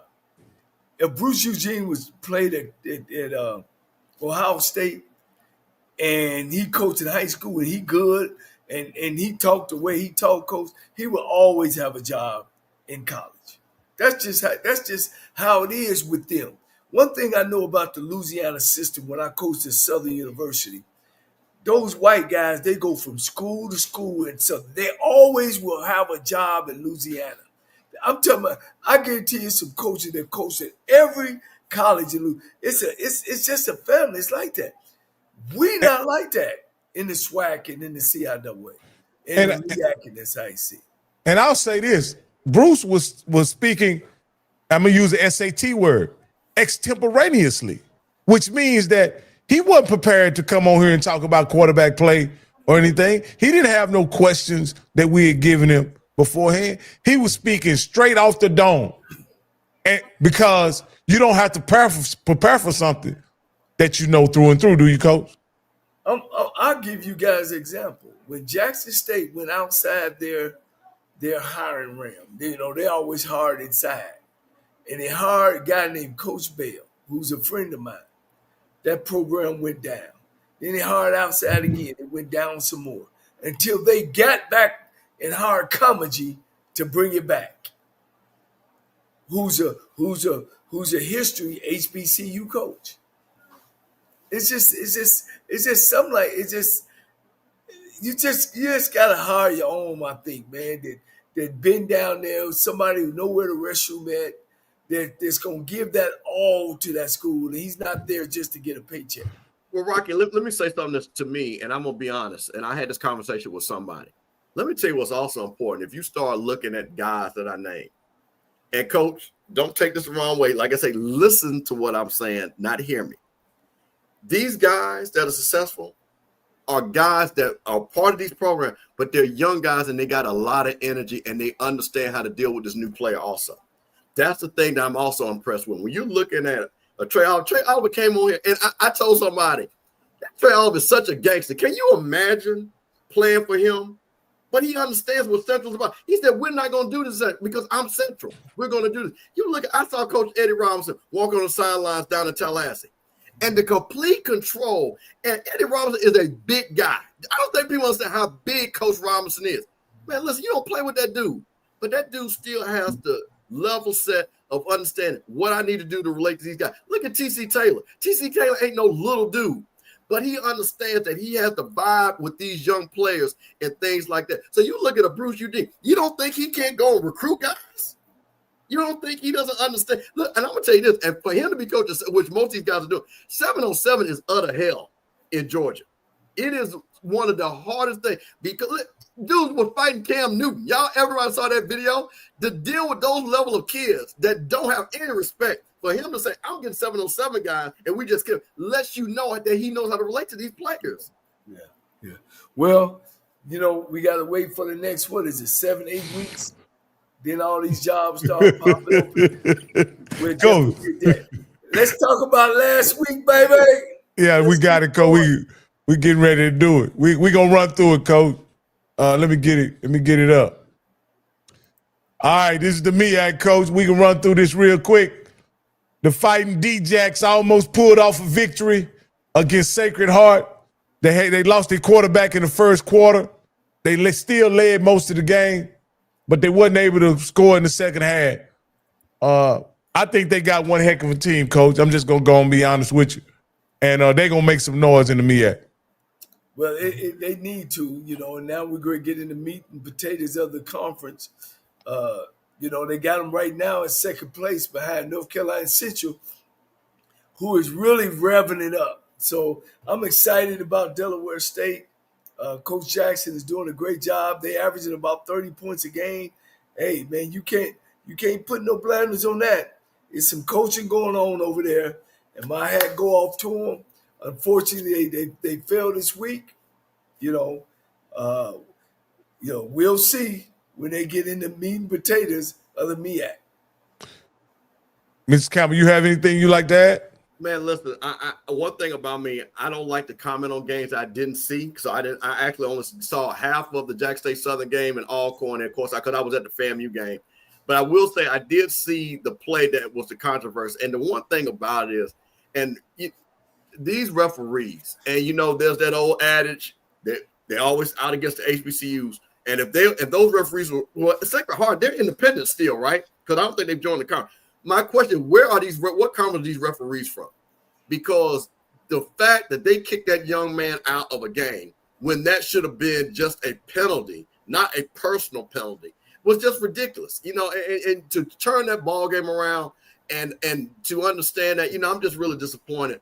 And coach, and like I say, Coach Deshaun Jackson said, I've been around football for 30 years and I've never seen that. Yeah, that was pretty tough.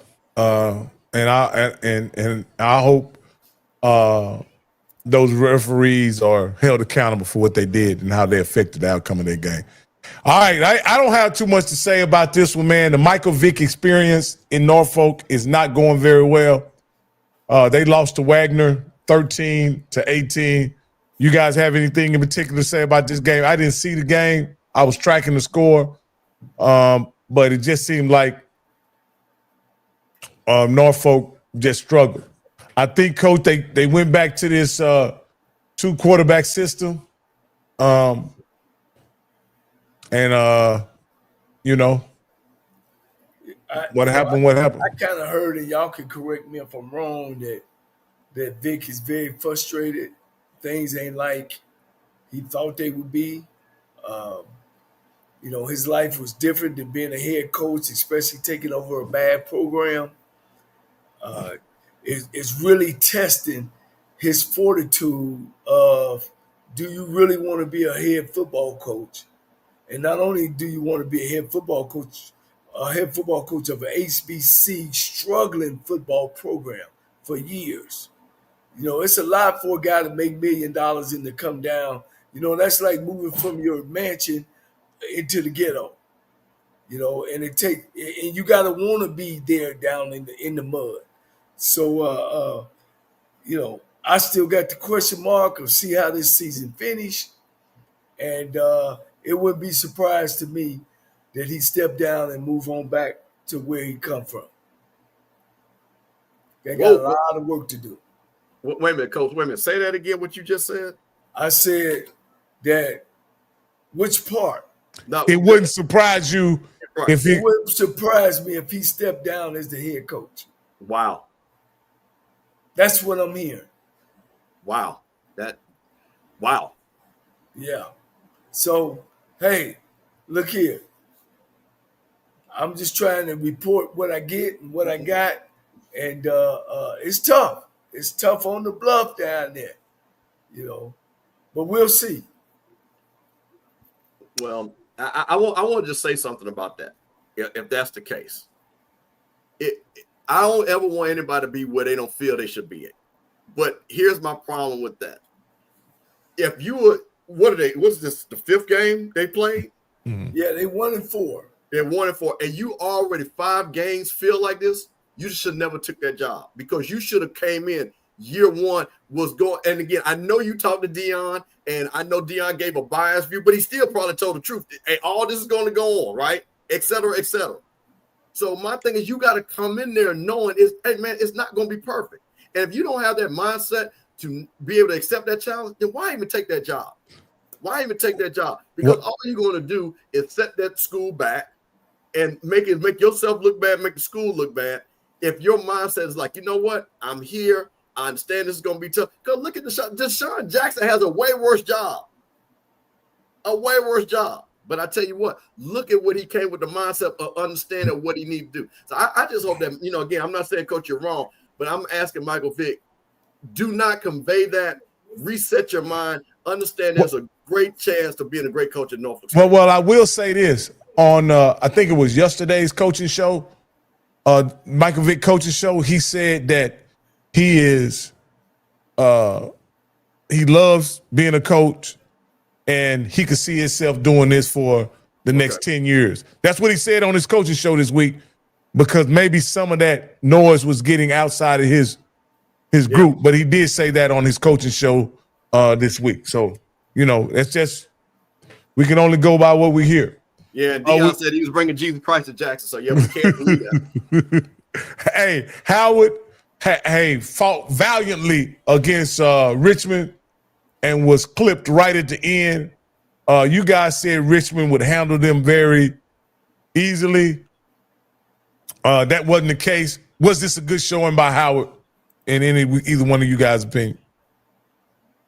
Yeah, I mean, Howard is Howard. You know what I'm saying? And Richard might have not been as strong as they have been in the past.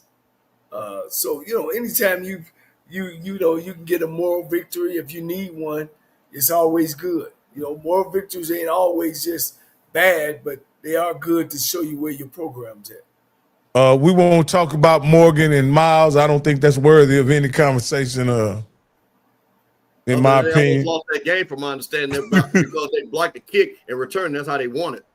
Wow. The only thing about that game for Morgan State, can they beat Delaware State? And you're only scoring 24 points against Miles when we know that Delaware State is averaging 30 points a game. And some of those points weren't offensive, Coach. That's my point. So they didn't even score 24 points offensively. Wow. What about here, South Carolina State and Charleston Southern? You guys thought this would be a pretty easy game for South Carolina State, but they took one on the chin. Playing PWIs, man, you got to be ready to play some football. You know what I mean? Chin has had a lot of players transferred in, and he's lost a lot of players over the years. But I think he'll bounce back. He's very in control of that program. Both teams, he's kind of struggling this year. Losing that great quarterback from last year, you kind of struggle when you lose that trigger guy. And looks like North Carolina Central came to Texas, handled a PWI, East Texas A&M, one that had already lost to Grambling. And so I spoke with Trey Oliver, and y'all know how he is, Bishop. He made sure to tell me this was over a long time ago. He said he was down to getting people out the stands to come in and play the game, and that's how they came back. I said, boy, you crazy, boy. All right. He said he played his third teamers, man. He said it never was a strain about them scoring and coming back. All right, next week is the week before conference for them, if I'm correct, right? What can we expect against Delaware, against a 3-1 Monmouth team? Coach, they're running into a hornet's nest. I done my study on Monmouth. They're averaging damn near 50 points a game. Wow. They right at about 48 something. This quarterback is a mother. I think he threw for over 1,000 yards already. His completion ratio is at about 60. So I done my homework on that one, man. Delaware State averaging 30. We'll see. Shit, coach, it's gonna be a barn burner. It's gonna be a shootout. All right, Morgan State and Georgetown. This is not quite a crosstown rivalry, but it's a DMV rivalry, right? Yeah. Wouldn't that be accurate description? Hey, a DEI game. This will be a better basketball game than football game. All right. South Carolina State travels to, or Savannah State travels to South Carolina State. South Carolina, I'm going to go out on a limb and say South Carolina handles Savannah State. I think it's a great warm-up game before we start conference play. Great move by Chinnisberry and AD. All right. To me, this is the litmus test for Mike Vick. Does he have a future in coaching? He goes to Hampton and coaches a lot of players he got from Hampton. I'm not saying this is a must win, but I do expect Mike Vick to win this game.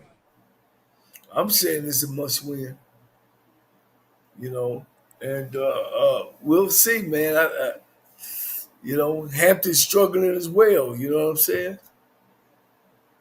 What about you, Mr. Campbell? Well, this is one of the few games that Hampton people are going to come out to and watch. I will say that. And so that crowd is going to be raucous. They're going to be in there. The band is going to be rolling.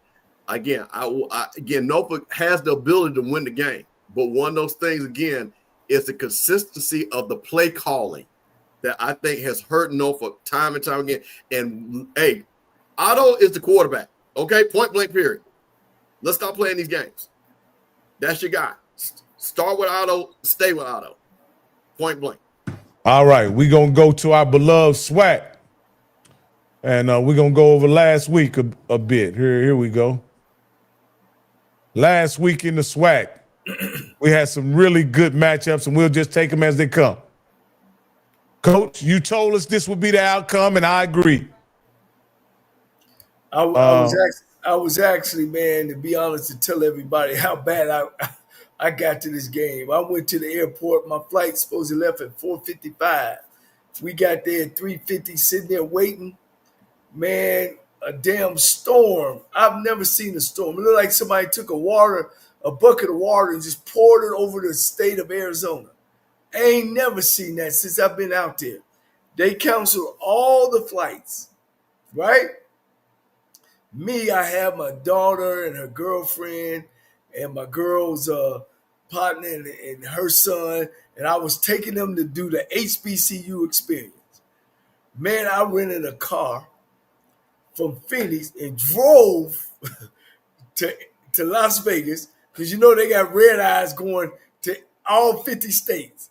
So I knew they had one going to Dallas. And, man, we got in the car. Man, I drove through the mountains all night. Got there at about 11, dropped the car off, which cost me about $700 one way. Whew. Yeah, that's what I said. Because of the one way, right? And got there, man, in the flight, man, everything worked out. We flew into Dallas. I got into Dallas about 6:30 that morning. Called Prairie View A&M. Called Grambling State A&M. Went to the hotel. Spent and drunk coffee with Mickey Joseph. All right. We talked about what's going on and all that old great stuff. Left there. Mickey got me hats and T-shirts for the kids. Drove over to the Renaissance where I met Tremaine, had breakfast with them and AD Golf, and they fed me good. I said, Tremaine, you down 1-0. He said, what you mean? I said, well, damn, when I went over there, I got T-shirts and hats. All I'm getting over here is a damn meal. Where the hats at and the T-shirts? Well, we laughed, man. And I said that to say, can you imagine Rocky and my man Bishop, the AD Golf, he's lunch with them, he's breakfast with them. He's just a heck of a guy, man. Let me see. That's the picture. I had my girls take a picture with the head coach of Grambling. You know what I mean? Uh-huh. Yeah, coach. We did it, man. They treated me with the utmost respect. I had a great time. The game was coached. You seen two football teams got at it, ran at it. Like I told you before, I felt that Prairie View was gonna win because they could run the football and they got solid defense. And that's what it came down to. Both teams were coached well, and man, we had a great time. And the reason why I want to talk about that game just for 1 second, just 1 second. The Cotton Bowl, if you don't know, it sits inside the circus. And the fair is In the fair. biggest, yeah, the bear. The fair is the biggest fair in the world. So when you get a ticket to the game, you get a ticket to the football game. They have two concerts, one before the game, one after the game, and you get exposed to the state fair. Turkey legs, snicker legs, fried food, fried ice cream. Your kids can ride games. Man, it was over 400,000 people came through the state fair that day, from the time it opened up to the morning till the end of that night. So I had a great time. Al Wash put on a production, man, that's out of this world. It was crazy. Hey, guys, it was crazy. It was the game going on. It was some local rappers came through. You had people watching the rappers, people watching the game. Man, it was just exciting. My children had a great time there. Hopefully, I can point them towards HBCU schools. But that's what I want to say. Appreciate y'all letting me have this little time to talk about that game. No, Coach, y'all. Hey, it's a great guy. I hate I missed it. I had a very important occasion, and I had to MC a friend's birthday, so I wasn't able to make it. But I had a good time at his birthday party, and I'll be there next year for sure. Oh yeah. I was able to watch this game right here, a lot of this game, at least the first half of it. I was really surprised at the outcome of the second half. What can you tell me, Campbell? Because I know you got a chance to watch it. Coach Cole was in the Jack Daniels suite, so I know he wasn't watching it. What I just don't understand, and the Southern people, we got a lot of Southern people watching it. Please explain to me why Trey Holly just can't get 25 carries a game. Why he's not a bell cow for that team where he's getting 20 to 25 carries. This boy only had 11. And like I said, you guys saw more of the game, so maybe I'm missing something. But how do you have 11 carries, have 147 yards, and where are the other 10, 15 more carries? To really, because to me, if you're going to beat Jackson State, it's got to be clock management, see if we can turn them over. Let's make a big play, which I saw him break one run. Clearly, he broke another long run. And so I just don't understand, what is the thought process of the offensive system of Southern when you got a guy that dynamic. What I will say, this man rushed 11 carries for 147 yards, and you, like you say, and you don't continue to give him the ball. Wow. Well, Crook says he takes. So Crook, then I guess I got a question. And if you know, because I know Crook, I think he played down there. So, and I'm asking, there's no disrespect. Is he taking because he's not in shape? Is that what it is? He's trying to get in game shape? Because I mean, if he's taking himself out the game, and 71 of that 147 was on one carry, clearly, how tired can he be?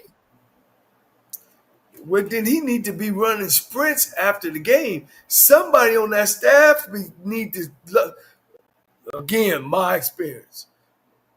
When I won a championship, and I'm sitting there, you guys know I like to throw the ball, but we had some tailbacks, and I met with my staff, offensively staff, because y'all know we had the number one defense in the country. I said, guys, look, let's not fool ourselves. Our best athletes is at the running back spot. We need to run the goddamn ball and give it to the guy that can do it. We talking about winning. That's crazy. 11 carries, 147. I'm like you, Campbell. He should go in the game with 20 touches. 20. Because they should keep up the count of the touches. But so all the guys, all the Southern guys are saying that and again, I respect. I understand he transferred late. He got to Southern late. Who knows what happened to LSU. So but I'm just going to tell you this, and this reminds me of this Southern team of how you can manage and have a great. we had a game manager with Rashawn McKay. And everybody know I said Rashawn McKay. Bishop Bonnet was going to tote that thing 20, 25 times. Bishop Bonnet won the game against Alabama A&M by himself. And we had Xavier Smith on that squad. And Bishop Bonnet won that game because Willie knew that I just can't have my quarterback throwing it 25 times a game. And Bishop Bonnet was a home run hitter, and that guy ran for almost 1,000 yards. And I'm talking about big play after big play. Southern knows, they remember that. Bishop Bonnet going crazy on them. So this is what it's just amazing to me. And I think that there's an opportunity for Southern. If this kid gets in shape, now they're getting ready to get in the SWAC West play, that it might be Southern might be dangerous. Because they truly are talented. They are a talented team, and they can beat anybody left on their schedule, in my opinion. All right. Prairie View? Yeah, definitely. Okay.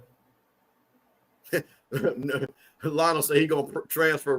Well, hey, Lionel, listen, here's the thing. It doesn't matter. Because, listen, and everybody's on the 1 year. But how about play them enough so they can win games?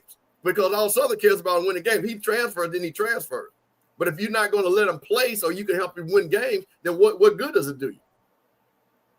Now this game right here, guys, was a shootout in every sense of the word. I seen that game, man. That's one of the was A&M's quarterback hurt? Is the reason why he didn't play? Yeah, he must be hurt. He must be hurt bad. Because this is the second game he's sitting out. Yeah, but their problem wasn't quarterback, coach. Eric Hanley handled the quarterback position very well. So is he hurt? Because I know he didn't play the last game either. I think he has a high ankle sprain. Okay. So they probably saved him so he can get ready for Jackson this week. But Bethune out the gate, they kept the lead the whole game, throwing bombs. This game was a game of big plays all on both sides. If you look at stats, the 65-yard bomb, 50-yard bomb, 35 bomb, 50. It was just a game of big plays. Can I say something? I told you guys, and people were like, well, they're playing their third or fourth string. And I said, guys, you remember on this show, I saw something with Bethune-Cookman in that second half. Did I not say that? And I said, they are setting up something. They came back the next game, played Elroy. And I told you guys that I saw something against that South Carolina. Say, hey, man, I don't know what's going on, but I tell you one thing. Alabama State, even though it's homecoming, they better be very careful with this game Saturday. They better be very careful. Because Ransom's already been a player that I thought had the ability. Bethune got to stop somebody too now. Well, I understand that. But what I'm saying is when you can score, all it takes is a turnover for you to lose a game. Yeah. That's the only thing I'm saying. I'm not saying they're going to win it. But when you can score. I'm going to tell you this. They won't get 41 on the Eddie Robinson defense. I don't believe it. No, I'm not saying. I'm just saying they're showing the ability to score. Absolutely. Let me, Campbell, I'm going to step aside right here. What the fuck? No. Go through all the other guys. We'll come back there. Go through everybody else because just get okay, these last two, we got Texas Southern was able to come back against Mississippi Valley. To be honest with you, we see Mississippi Valley playing tough week in, week out. They just can't hold on to a victory. No. I watched that game from the start to the end, coach. And these damn pro coaches that comes in with the bullshit, that they can just do what they want to do, and they make coaching mistakes. All right, here's the scenario. Yeah. Mississippi Valley beat Texas Southern up and down the goddamn field. Texas Southern drove down and tried to run a reverse in the fourth quarter. They were down. They tried to run a reverse 2 times in a row. The first time it worked. The second time, the damn back gets hit in the backfield, still try to pitch it to the reverse guy. The goddamn ball went 20 yards back. Guess who picked it up? Valley, right? So Valley got the ball. Coach, all they needed was 2 first downs. Game over. So They get pushed back. All right. Now it's 4th, guys, and 12. You up 20-6. A.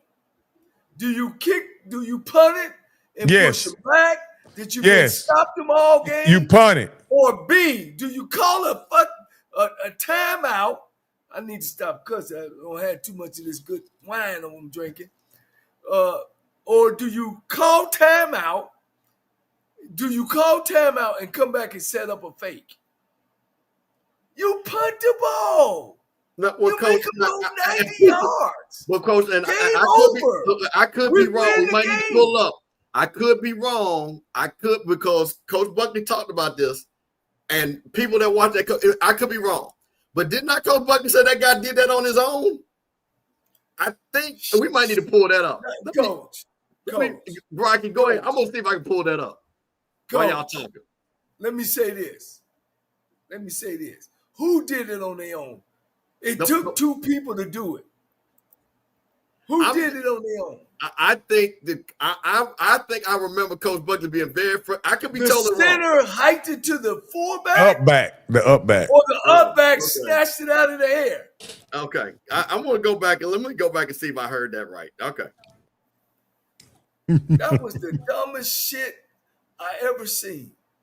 Hey, Coach, could that be the football gods giving Coach Dishman his punt back?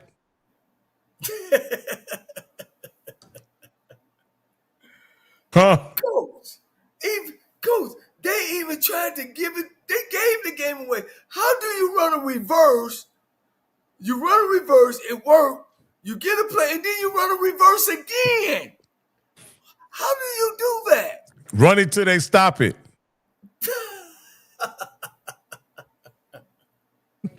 What's the old saying? You can fool me for the Hey, first time. we say old George Bush, fool me once, shame on me. Fool Right. me twice, ain't gonna fool me again. Ain't that what he said? Coach, what kind of man? And then they come out, Coach. Now again, Terrell Buckley. And if he's on here, I would tell him, okay, we up 2016. Why you up in press man? Keep the ball and they not gonna run it. I'd rather them run it than they took one play, caught the ball like at the 2 or 3 yard line. And they eventually went in and scored and took the lead. Wow. Why you playing press man? Make them catch the ball in front, tackle them, and hope the clock run out. Bad coaching, man. Bad coaching. All Somebody right. said the up back snatched the ball out the air. Okay. What kind of kids are you coaching? I'd have hit that mug right in the face mask with 5 fingers, Coach, in my thumb. Just boom, all up, just elbow everything. Yeah, I have. We don't have to play. I mean, like I said, we don't have to belabor it. But yeah, Coach, to your point, Coach Buckner said that he saw a look. He said they thought had a problem stamping the ball. They thought they had a look. The guy missed the block. But Coach, it's 4th and like 13. I understand. Now, he It ain't 4th and 1 or 2. Right. It's 4th and 13. You in midfield. Kick the ball. That's crazy. Hey, Coach, we had a good one out here over in Mississippi, in Memphis, at the Southern Heritage Classic. We had a barn burner.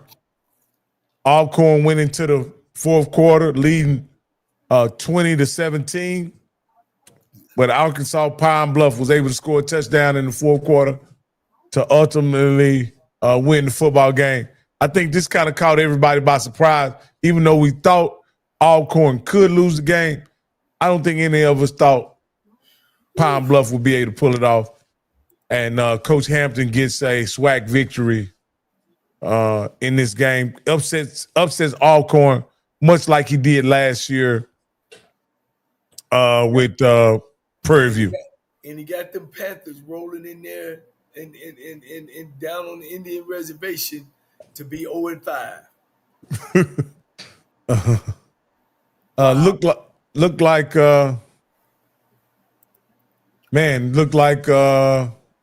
it's a situation where Pine Bluff and TSU can play this week. It's gonna be a close game. Yeah, because Pine Bluff is able to run it and throw it against Alcorn. I don't know what's going on down there at Alcorn. Did any of you guys see the game?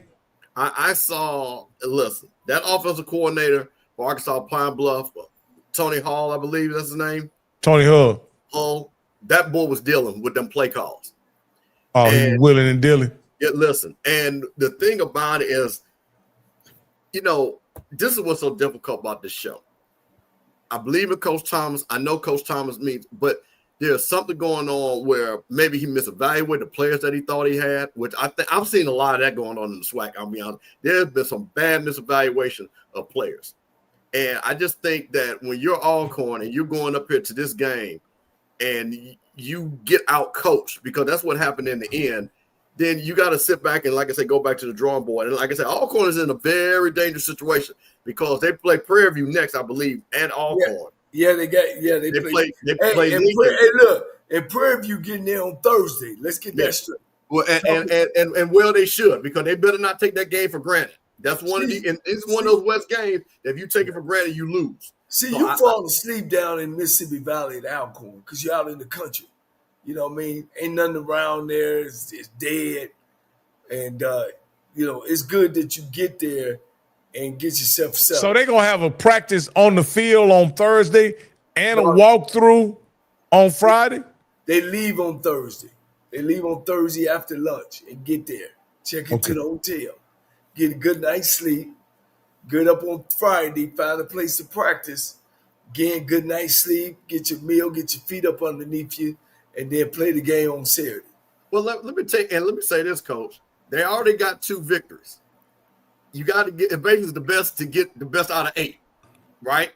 You got to say something. He coached Jackson. What I like about that, and I think he's kind of looked at his schedule, which we already said he's missing some certain teams he doesn't have to play Jackson State, and he's sitting up here like, if I can get this one, I only got to get Southern. I should be in really good shape, to be honest with you. He's really one game away from solidifying the West just that quick, based on how things are playing out. Yes, sir. Yes. So because that means he'd be 4-0, one more 5-3 guarantees it pretty much. Alcorn is out of it, right? Alcorn No, they only have 1 loss, Coach. They only got 1 loss? Okay, they'll have 2 after this week. So, all right, Texas Southern, they already beat them, so they got to lose 3 for Texas Southern. That's what I'm saying. So those head-to-heads. Southern just lost, right? They got their 0-1. And that's the thing that hurts Southern because, again, Southern could mess around and have 2 losses, and the loss to Jackson State is what's going to kill them. They could beat Prairie View, but have another loss. I'm going to say this about my school, Texas Southern. And Coach Dishry, you can be upset at me, man. I'm just sorry, man. Man. Y'all got to do something on that offense. And shit. Man, it puts you to sleep over there. It's got to be more explosive. Let's look at this one, Coach. A game that if you looked at it earlier in the year, you thought it'd be Jackson State all the way. But with the high-powered offense, the play of Eric Hanley and Cornelius Brown, I think Alabama State hosting Jackson State can be a football game. A&M. A&M, I'm sorry. A&M can be a football game. I think Jackson State pulls it out. What do you guys think? Coach, let me go first. Jacoby Morgan sent me a message for you, Rocky. I told you so. That's what Jacoby Morgan told me to tell you specifically. I told you so. Okay. He had a great game. And needless to say, that those guys at Jackson know what they're doing with their players. And when the bright light, wait a minute, Coach, hold on. I'm gonna let you No, I'm saying if he texts you, tell him we'll bring his ass on the show. No, well, listen, hey man, listen. He tried to listen. He heard everything that Rocky has said. He can't play. He can't do this. And he go for 3. I didn't. No. I didn't say that. I said if I was Southern, I would force him to win the game, and they did. So he said, "Thank you. He appreciate that." Yeah. So I just wanted to say that. Now, Coach, you can go ahead and break down the analysis of this game, but I just wanted to get that message from Jacoby and Morgan. Duly noted. Shem Shea, who we all think is a great coach, he's got to let that one go, man. It was just a lot of big plays this past week with Thunka. Bomb, big run. Just they were just going back and forth with it, man. I watched that game, man. I mean, it was just like guys was getting behind guys, and I was just like, wow. I think he'll do a better job of that. I think it's a difference between coaching Division II football and Division I. He's kind of getting his feet wet. This one's gonna be a good one. I think Alabama and A&M, they good at stopping the run, but shoot, man, they gotta stop them passing, them deep balls. So I still got Jackson State a winner. Well, here's one of those things. This is one of the few times that Jackson State's going to play an offense that can score. When you look at their schedule, they're not going to play a lot of teams they really just got a good offense, just to be honest with you. It's going to be them and Alabama State. Everybody else really just is going to struggle to score. I mean, Bethune-Cookman, we'll see what happens with that. But I'm just talking about when you're looking at it. I wonder is Brown coming back? Yes. From what I've been told, yes, that he's going to play. So we'll see. Maybe I could be wrong, but I asked that question of somebody down there, and I heard that's what their goal is for him to play. Okay. If he doesn't play, I'll put a call in to make sure to see. Yeah. So when you're looking at this game, and I think Jack State, one thing about it, and I heard this and I like this. Somebody said that TC Taylor is boring, and they've gotten boring because they can just win. And I think they have a mindset of winning. I think that Jack State is going to come out here and play Jack State football. They're going to run the ball. They're going to play. And then we're going to see and this going back, Rocky, to your point, who at the quarterback position is going to make the mistake? That's going to be the question. If Jacoby Morgan, says, you know what? We're going to keep the train on the track. I'm going to make my plays. No turnovers. And Jack State's going to roll. But again, you got to turn those guys. The only way you're going to beat Jack State is turn them over. Grambling showed you the only way you're going to beat them. So you're going to have to turn them over. So we'll see if they can turn them over. But I'm like you, Coach. They don't have the defensive backs to hold up. So again, no. Can you keep them off schedule? With then maybe now Sam Shea being a defensive minded coach that he can put some wrinkles in to help those defensive backs. Yeah. Play a lot of zone, yeah. Cover 2, and a lot of zone. All right. Next one up is Bethune-Cookman and Alabama State. Bethune-Cookman don't make things interesting, ain't they, Coach? Yeah, they really have. I'm going to take Alabama State. Again, if you give up Alabama A&M 34, Body may score 50.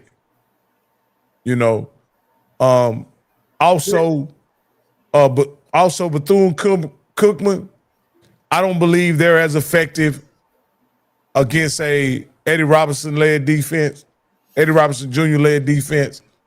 They haven't really – their MO has not been to give up those kind of points. Rocky. So I got Alabama State. Go ahead, Coach. Rocky. Man, you ain't got the damn thing set over there with my man. The buttons over there, man. Who they gonna play against, Coach? Me. 1, 2, 3. Everybody,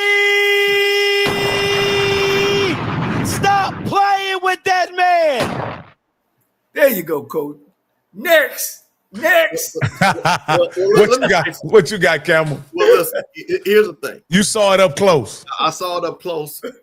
And again, if you want me to circle back to the game, because I guess we're talking. Oh yeah. We can circle back to that game. It's fine. But yeah, here's the thing. I want Coach Robinson to do one thing, and I saw it. And again, you did not win a SWAC championship playing FAMU last week. First time you beat FAMU in 5 tries, and they already got T-shirts talking about Brad. I didn't like that. I think it's cute. I understand Mrs. Body, and that's what they do. They make T-shirts, stuff like that. But if I'm Coach Eddie Robinson, the deal ain't done, because the bottom line is Celebration Bowl of Bus. He's got a team now that is set up for him to get to play for the SWAC championship against Jackson State in the following week. So my thing is, don't take for granted that you are a great team. Get refocused. Stop with making these T-shirts and things like that. I think that was a little bit premature. I understand everybody got to make their money NIL and stuff like that. But that was the only thing that, I didn't like that. I want to keep your head down because this is one of those games that you get too comfortable. I'm going to say this again. These guys can score. Something funny happens, you get upset. Alabama State, you have not shown to where you can just run the distance yet. This is your chance. So I expect a little bit. I hope Coach Robinson set everybody down to get them off that FAMU. I know they had to get that monkey out their back, but they got a long road ahead, and they got a big game coming up, so they better stay focused. Hey, Rocky, can you play that again while I read what Three, if you at home with me. 1, 2, 3. Andrew Buddy! Stop playing with that man. Campbell, he the real deal Holyfield, Coach. Coach Campbell, we watch too many great quarterbacks, man. Come on, Coach. We watch too many great ones, man. They show up every game. I remember at Southern University, we had Steve McNair, them Rocky. We had him. Man, this Negro throw a pass so far down the damn field, about 60 in the air, man. They caught the ball at the 1. They ran down, man, got it, and then he jumped over and scored and beat us, man.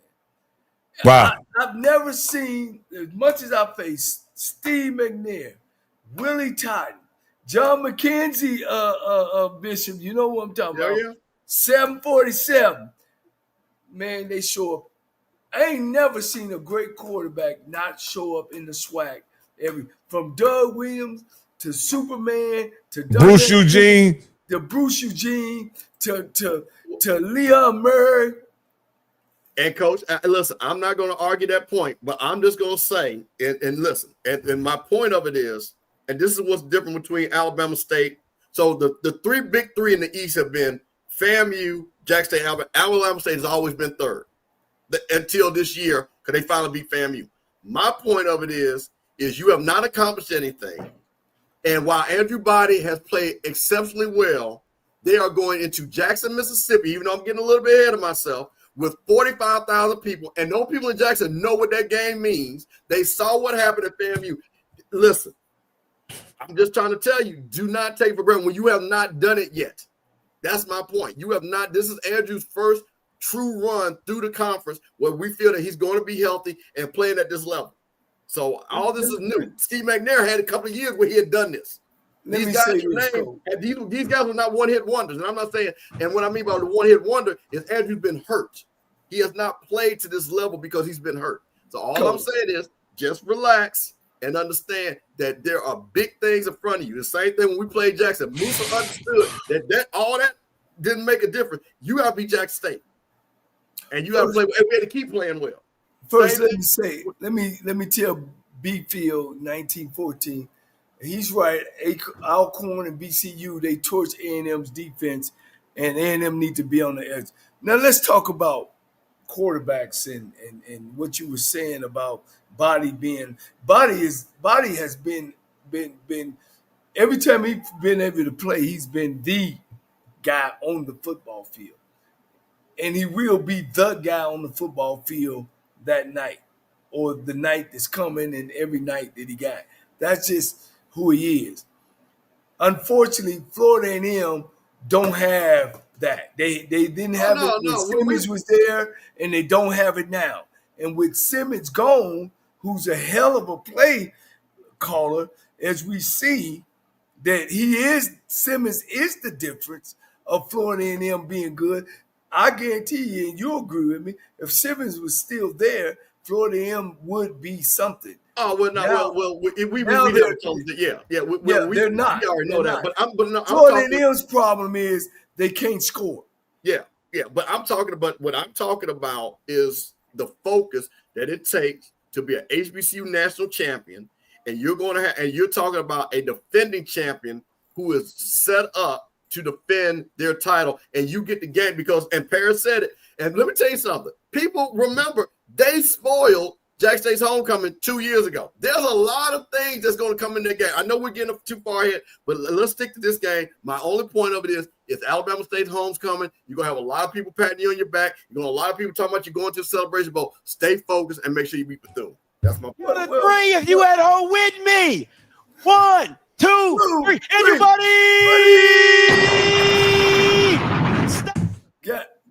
Man, look, I don't give a damn. This kid is a playmaker. He lives to. If you know anything about him in high school, do y'all understand that this boy rushed 40 times in high school playoffs? 40. He's a gamer, man. He lives for these situations. Whether he win or lose, he's gonna perform at the top of his level. He's going. Well, Coach, they ain't no winner. No. They ain't no win or lose. It's winning only. See, I'm not gonna let you do that. See, when you at this level, it's just like, and Coach Simmons said it.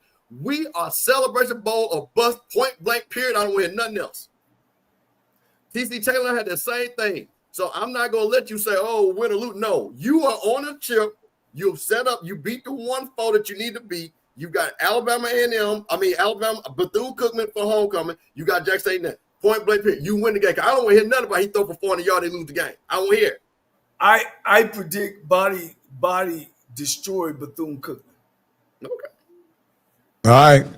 Let's go down here to Arizona, Arkansas Pine Bluff, and your beloved alma mater, Coach, Texas Southern. Can they be upset at home by Arkansas Pine Bluff? Man, I told y'all last week that I thought my beloved Texas Southern University Tigers would be spoilers. I watched them in the game, Campbell, man, and I just fell asleep a couple times. They got some folks, man, and offensively, man, they run the ball, man. It's like watching paint dry, And I just don't think, in the SWAC, man, that you just gonna be special. You know what I mean? They got some pieces. The offensive line looks freaking like Tarzan. The quarterback is 6'4", 6'5". You know what I'm saying? They got speeches. They special teams is the best in the conference. It's the best in the conference. It's just that they don't have it. They don't have it. And this game is really, really going to determine what is this the blowout game that they put it together and say, man, we good? Or is it the game they go, or Pine Bluff come to Texas Southern, man, and they give it up? I don't know, man. I don't know. But I'm taking Texas Southern guys at home. I'll watch the game and we'll see. What about you, Campbell? They're moving this game because the soccer team has a game, the Dynamos are playing, so they a little bit of transit. I know not a lot. So what they moving it to? Huh? They're moving it where? They'll move wherever they play when they can't get the stadium that they play in.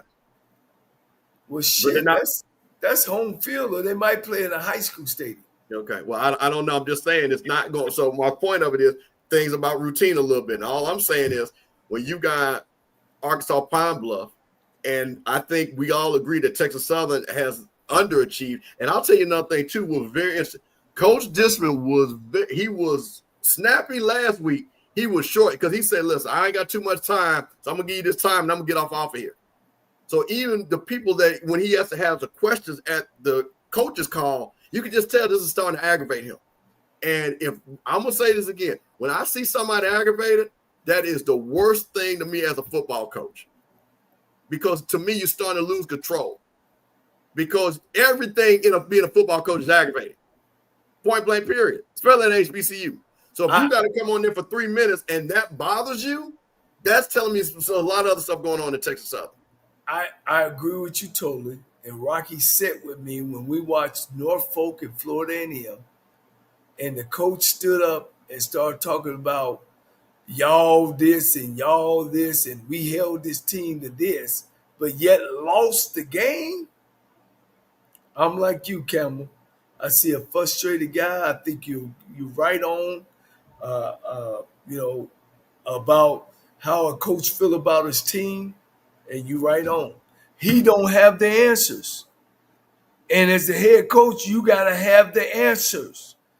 If you don't have them, who else going to have them? You got to know where you're weak at and where you're strong at and where you got to improve at. And if you don't have those answers, you're in trouble.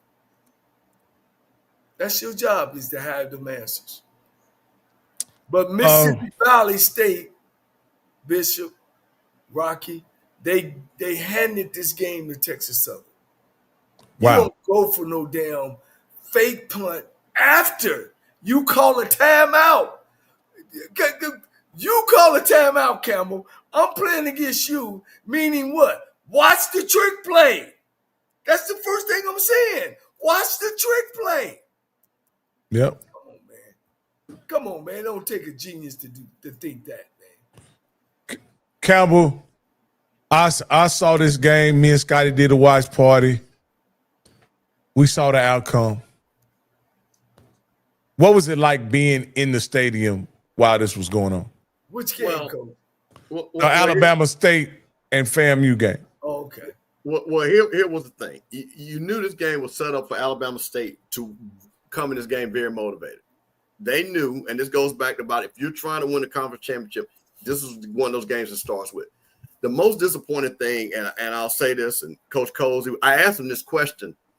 I asked Coach, because our quarterback only averaged 3.9 yards a completion. Think about that for a second. 3.9 yards a completion. I think he finished up, I think he got a little bit over 4. And I said, Coach, were you guys throwing these short routes that were 2, 3, 4 yards to get the ball out of RJ's hand? Maybe allow our playmakers, again, just trying to open it up, not being judgmental. And he said, I don't know. I'm going to have to look at that. And that right there was disappointing because, when you're coming to Florida, you got to have a total understanding of what the game plan is and and it seems like that, again, we're not on the same page of coaching. Once again, there were plays. We were in the press box, and Coach, it was kind of like when you were doing the with the iPad. There were people that were non-football people that watch football that were calling it, this is what they're running. And they were running it. That's why you see the running back there that had 135 yards. I tell you what, 75 of those yards came off tackle when they motioned the guys over and they just ran it right off tackle on the left side. So when you see Florida A&M and RJ Johnson, and this is the thing that I think Coach Cozy, he set himself up when he did not allow Jet Petty to get reps. Either one thing about it to say, here's why I'm not playing Petty, but he gave that guy that one drive. People are still calling for him. And now you got RJ Johnson. RJ Johnson's not ready to play quarterback at Florida A&M. He's not. He's not. He didn't play at Toledo, and it's showing that he didn't play at Toledo. The young man is not ready to play football at this level. And this is no disrespect, but it's not. And when you're talking about Florida A&M, where you are talking about championship, and you're playing big-time games against the Jackson States and the Alabama State that people want you to be in Southern, that's a big game that's going to be coming up. And you're executing like that, I think, like I say, this is not good. And I'll tell you this. Sometimes God gives a blessing. I don't think we were going to lose the Valley, but I think there was enough worry and concern that God blessed FAMU to have 2 weeks. Because I'm going to tell you this, and I'm saying this and understand. Trey Oliver is coming in there to score 60 on FAMU in 2 weeks. Let me say this. The game is a game of adjustments. And you got to be able to make adjustments not only before the game and during the week at halftime. And the team that being able to make adjustments is the team that can win. Now, you say R.J. Johnson, a transfer from Toledo, is not ready for this level. No. I don't know that per se because I'm not in the room, but I know if he was coached by just our guest before, he definitely would be. My question to you, Campbell, is do y'all have somebody on the staff that can talk like Eugene, Bruce Eugene, and knows how to teach and coach quarterbacks? Because let me say this. In the last 2 or 3 years, I ain't been real happy even with the one who won the national championship at quarterback. That's what I'm saying with that. Well, Coach, listen. and I said this to Coach Cozy, and people can go Google it because I want to be respectful. But I asked Coach, I said, Coach, you're 8-8. This is what your record is after 16 games. And Bill Parr said, you are what your record is. And what we have shown that we are an average team. This team has shown that we cannot score. We have guys dropping the ball. And again, I think it has a lot to do with a misevaluation of talent. I think Doug Williams said it best, that when you got these guys in the portal, there's a reason why they're in the portal. And I think that Florida A&M has not done a good job of building around players that are from Florida that want to be at Florida A&M, and then doing what you see at Jackson State or what you see in Alabama State has done is get a couple of select guys that you can then take you to the next level. I think we're depending on too many guys from the portal. I think we've got guys that were supposed to be all conference. We got 2 all conference linemen. We can't run the ball. So, I think Coach Cozy, listen, he said, and Coach Cozy said this, if we don't change something, I'm not going to be here. I didn't say that. I'm not looking for that. But he knows it is what it is. It is what it is. So the clock has started. It started with Alabama State. He has a week to prepare for NCCU. He plays Alcorn. Then I think we play Pineville. Then I think we end up with Jackson or something like that, or Alabama. And I think Alabama A&M is a little bit further down to Jackson. Yeah. But S-class entertainment. I think Musa was very, very average. I just think everybody around him was great. Well, no. Well, I tell you what, Musa. This goes back to the point. See, no, FAMU, because you got to say something. When you start looking, FAMU had NFL guys on that team. Do we have any NFL guys on our team? No. But one thing about it is this goes back to the coaches. One thing about Coach Simmons, he had plays that was set up to make Musa be efficient and be a champion. The thing about it with this, which was interesting, there were plays that people were like, why are we not going to the tight end? You've got these speed. We didn't throw the ball deep one time. People ask Coach Cozy, what about that? You got Wilcher and those guys that's supposed to be these fast guys, and you're not even giving them an opportunity. The opportunity against Alabama State's weakness is their defensive backs. That's their weakness. They got one guy returning back as a starter, number 3. So when you sit back here and looking at a Florida A&M football team that does not seem interested, does not seem like they have the fight, you got a quarterback that does not have a control of the offense, you got a running back that can't break long runs. Again, I just think that, like I said, this is a really dangerous thing for Florida A&M University. Yeah. I got you. Me and Scotty had sort of a debate, and I'll take this down about this. And I think Coach Cole will agree with me when I say this. This is who the fan base wanted. Scotty contends to say, hey, no, the fan base wanted the coaches on the coaching staff to be considered, and thus, Can you give us the basis? Can you give us the basis of what you're saying? Yeah, because I need to understand, because you about to make a point that I'm getting ready to, and I'm sorry, Rocket, to fuck it up. So I'm going to keep it real with you. So see, you getting ready to make this bullshit point, and I have to curse because I know what you about to do. So I'm going to let you, I'm going to say, I'm going to go. No. I'm going to let you finish. No, my basis. No. Because I want to hear what you're going to say. Go ahead. No. My basis is simply this. This is who the fan base wanted. In this time, you knew he was a first-time coach. Hold on. Yeah. At Florida A&M, okay. You guys knew he was a first-time coach when you hired him. He wasn't a seasoned coach. He had no head coach. Well, no Division I head coaching experience. When you hire a guy like that, do you guys owe him some time to build his program, to attempt to get it right, so that you guys, so he can build the program and the team in his own image? It seems like you guys are really impatient with Cozy.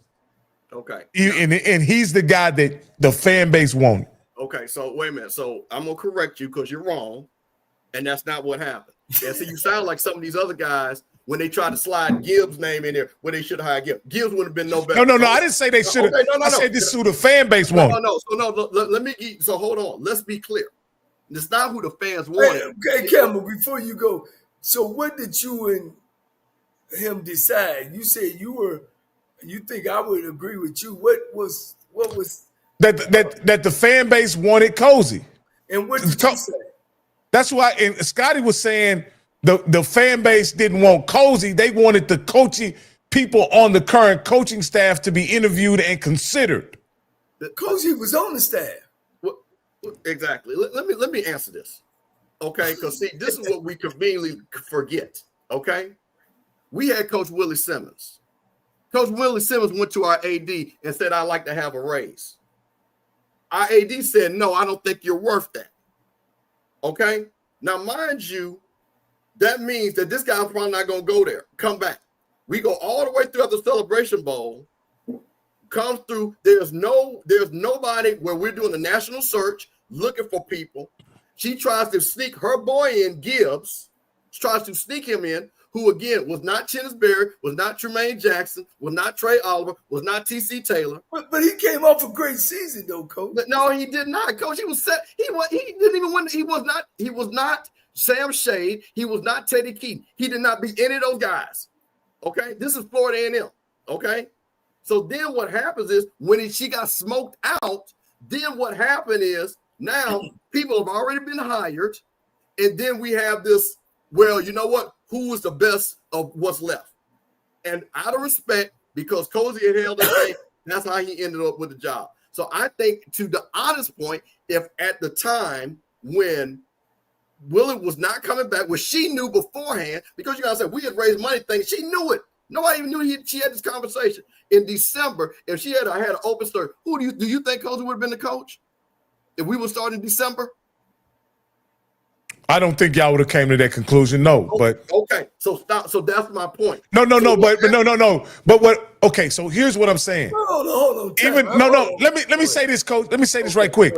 I don't think the fan base was gonna ever allow her to make a decision under no circumstance. That's what I believe. Okay, can I put my 2 cents in it? Sure, Coach. It was close to 28 guys on the coaching list. Remember we went over them lists? It was 28 guys. It was 50, Coach. It was 50? Woo!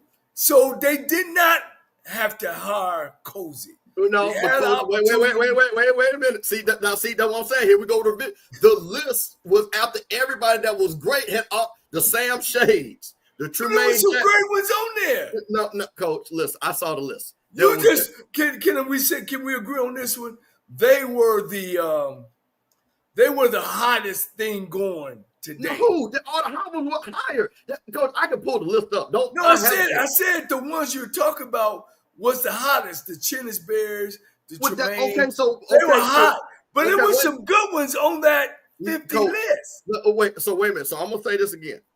If you've got what you just said, and you don't even talk to the hottest, again, I love South Carolina State. I love Prairie View. Right. Tremaine Jackson is literally down the street. Okay? Right. He's down the street. Less than an hour. Okay? So my point of it is, if you don't, this is, okay, I'm going to coach, and you said, this is Florida A&M University. This is one of the 5 best jobs in HBCU football because of where it's at, the school, and the pedigree. It's just like Alabama. You think Alabama's not going to interview every great coach? No. So you got to so when you go, so Coach, when you say you got guys that were on, I'm not saying they weren't good coaches, but what I'm saying is that you had a time where you could evaluate the best coaches, and if Coach Cozy was then the best coach, then no problem. But what I'm saying is when all the great guys, the top line guys are gone, then it is what it is. So when Cozy, because here was another thing too, that the players said, well, we're all going to leave. We went to catch-22. Well, do you hire Cozy because he held the ship together, or do you hire a guy that everybody said they were going to leave no matter who it was? Because there was not a Chinnis Berry, it was not a Tremaine Jackson, it was not a Sam Shade that was on that list. Why y'all didn't hire Keaton? Keaton wasn't on it. He was still at Allen. He had just got hired at Clark. But then my man at Fort Valley, he was coming off of a good season. He still didn't beat, I'm going to say this again, he still did not beat Chinnis Berry. He still did not beat Sam Shade. Yeah. So, and again, and I'm gonna say this again, and like I say, here's the thing.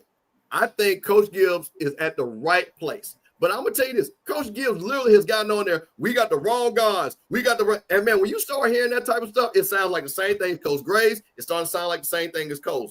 So no. This is what I'm saying, Campbell. The process was the process, right? I'm saying, and you guys, and even now, this is inside baseball, whether you want to acknowledge it or not. Some people say on the day before Cozy was actually named the coach, there was another coach that was gonna be named. Fred McNair. We ain't gonna play inside baseball. I'll say it. It was Fred McNair, and Fred McNair would not have been the right coach for Florida A&M University. He would not have been. Come on, man. Let's not play this game. See, this is what I'm saying. Because if I line up the names, and we're talking about should have been interviewed, the Sam Shades, the Tremaine Jacksons, the Chennis Berries, those guys like that. Even the coach at Albany. So, Quinn Gray. Here's my question, though, Coach. So, Bishop. So, what are you saying? Well, you saying that y'all hired the best coach, right? What I'm saying, what I'm saying, but no, what he's saying is he said this is who we wanted. No. We had to deal with the process. So y'all settled. Y'all settled. Thank you. That's what it was. It's not like everybody. Y'all getting settled results. Well, and listen, and I want to be very clear because I know how this thing is going to roll back. My point of it is, I support Coach Cozy. He's the coach. I think Coach Cozy is a good guy, but he's at Florida A&M. It ain't no in between, so he knows what it is. So my point of it is, he got the job. You take advantage of it. He's gotten the job. He's the coach. So no matter how he got there, was he the best guy? Not the best guy? See, all that's irrelevant. My thing is, he's now the coach, and now to your point, coach to the level that is the man of Florida A&M University. Give me the reason why he's not winning. Well, okay, I'll start with one. With evaluation of our players in the portal. What player from the portal has made an impact? You can't name one. Clearly, the coaching, there is some issues with the coaching. That is very obvious. We can't, over the last 2 years, we can't get over 21 points. Think about what I just said there. We literally had the quarterback, first team SWAC quarterback that couldn't score over 21 points. That was bad. That is coaching. And you know what that was, Rocky? That's because everybody else was running two quarterbacks. Well, we didn't need to run two quarterbacks, but that lets you know that clearly the offensive system was not explosive enough to get points. Now, you look at this game. This Alabama State game was a microcosm. The quarterback averaged 3.9 yards of reception, Coach. Does that say he's throwing it downfield? No. Does that stretch the defense? That said he's throwing a lot of bubble screens. Coach, they threw the average until the last pass. It was like 3.7 yards an attempt. And they were able to run the ball at like 5.7 yards attempt. In my opinion, they should have never thrown a pass. Well, because they were. No, I'm just joking when I say that. We weren't running the ball. Like, there's a difference. Alabama State was running the ball. And you don't think Gibbs would have done a good job? I think Gibbs is showing. Listen, Gibbs is showing exactly who he is in North Carolina A&T. So until he wins a game, then my point wins. Now here's the difference, Coach. You got to be honest. Gibbs is taking over a broke-down program. The best they've done in the last 5 years is averaging 2 wins a season. He ain't taking over the national championship. Well, if he's a big, hey, listen, Chennis Berry, okay, I'm going to flip it. So we got to be a little patient with Bishop. Well, listen, Chennis Berry came in there and got South Carolina State to the national championship in 1 year by evaluating correct football players. Now, deny that. Let's go back and look at South Carolina now. They wasn't no 1-10. They wasn't no 0-10. Well, they weren't winning. I tell you what, he brought his guys in there. According to you guys, he said he didn't bring any guys. Tremaine Jackson had clearly looked like he's an evaluator of a talent. Now, understand one thing. He playing against the whites now. Coach, listen. Whites, blacks, listen. And like I say, I hate this because people go, Coach Gibbs, I'm going to say this again. you're going to be successful because I think God works things the way it's supposed to work. He's exactly where he's supposed to be. He's exactly where he needs to be. And Campbell, that's not the point. I'm not even saying y'all should have hired anybody else. That's not what I'm saying. What I'm saying is, should Cozy, considering him being a first-time head coach, should he be given enough time to mold this program in his image and give him ample enough time to be successful? He's 16 games in, and literally the fan base is fed up and ready to move on. Because wait a minute. There's a difference when you're 16 games and you see a trajectory going forward compared to a trajectory going down. Do you okay? I want you to think about this. In his 2 years, what's his record in 16 games? He's 8-8. He's played 16 games. He's 8-8. We played 500 ball. 500 ball. Do you realize? Now here's the thing about the 500 ball. It will be. We lost to Mississippi Valley. We lost to a down Prairie View team. We got blown out. For the first time in 5 years to Alabama State. We lost. Play that thing, Rocky. Count of three if you at home with me. 1, 2, 3. Everybody. So when you sitting back, and to your point, no, because there are some inherent things that Florida A&M gives you, to EA's point, that you should have been able to build off of. It is clear, and I'm going to say this again, there is not, and anybody from FAM, raise your hand if you tell me, other than Nayron Jenkins, who I think they're pulling him out, tell me out of the guys that we brought in that pool that you say, hey, man, that guy's a great player. Right. And that's what I'm saying. So this is the thing. You got to be able to evaluate it. But I'm going to go back to Trey Alvin, what it said, and I'm going to keep saying this. I don't care. You can believe in that portal all you want, but to me, you recruit players. To your point, Rocky, you build them up. You allow them, because those guys want to be rattlers. We got guys that want to play football. They settle for Florida A&M. I don't want guys to settle for Florida A&M. I want guys who want to be at Florida A&M. That's what Florida A&M football is about. Because that win streak at Bragg, you can't see that win streak at Bragg meant something to the rattlers. You think that win streak means somebody ain't been there? They weren't part of the win streak. They weren't part of the win streak. But all the Gentle Hunts and all those guys, Xavier Smiths, the Marquis Bell had been there 2 years, the Bowler brothers that had been there 3-4 years, those guys knew what it was. It was a pride about that. So when you go and you're sitting back here, and this is the thing about it, not that I can understand we lose to Alabama State, but 42-14, that's not Florida A&M football. And Coach Cozy said it. Hey, caller, with the last three of 0338, you're live on HBCU Coaches Corner. Make it quick. Are you on? Hold on, let me make sure the dude is on. And Rocky, excuse my language. Yeah. No, you're good. Because I just heard too many people. No, I wasn't gonna bring up. I know where you thought I was going. I wasn't going there because I ain't gonna name who named it. Just stop it, because you got an agenda when you keep bringing up. That's my problem. No, I wasn't bringing that up. Yeah. Now go ahead, caller. What's your name and where you calling from first? If you're trying to listen to us on the show, please stop and listen to us through the phone. Hey, I'm Carter, and I'm from Tucson, Arizona. I'm a Jack State alum. Okay. Talk to us, brother. What you got?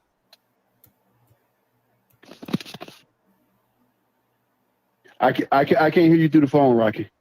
What you mean? What you mean? You can't hear me through the phone? Okay, I hear you now. Yeah, you got to put the ear up to it. So I agree with Mr. Campbell on this, and I hate when people try to use the Chinnis Berry example, because Chinnis Berry inherit. Hello. Yeah. Go ahead. Go ahead, man. So Chinnis Berry inherited a South Carolina State team that already had a good defense. He brought in a top-tier quarterback. Hello? Can you? Yeah, Coach. Just go ahead and talk. and Chennis Berry inherited a very good O line. So when you take that into consideration, he had the leading rusher in the conference the year before. So the O line is intact. My defense is solid, and I bring in a good quarterback.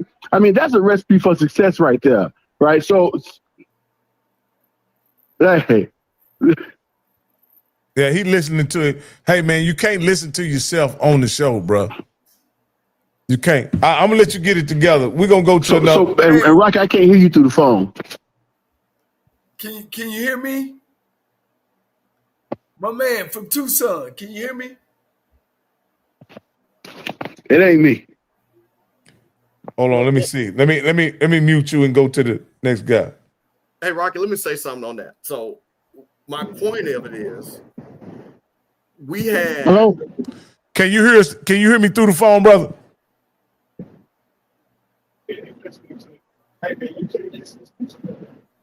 Hello?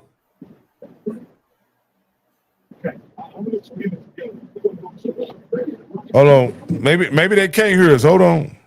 Hey, Rocky, let me say this while you're doing it. Go ahead. Let me respond to this. Okay, so I'm going to give the same parallel.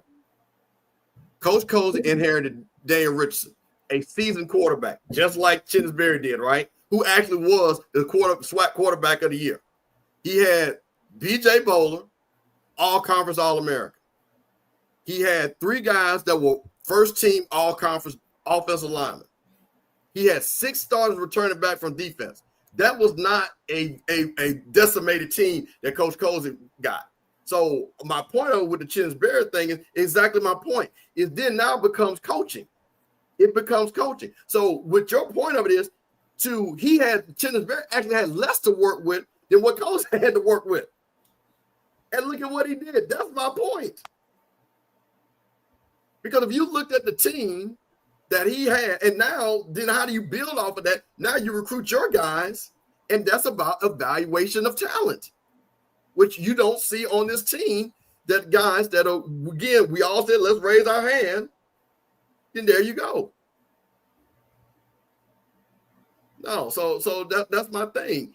You got to be able to recruit and evaluate talent, especially if you get those guys out of the portal. Because Doug Williams said there's a reason why they're in that portal, but there's some kids that could be special. But you get when you get coach, how many guys that they left on that staff? Because Coach Simmons didn't recruit all the kids. There were some coaches on that staff that actually recruited some of those kids. So I hear you talk about the evaluation of transfers. Y'all kept most of those coaches on the staff, right? Okay.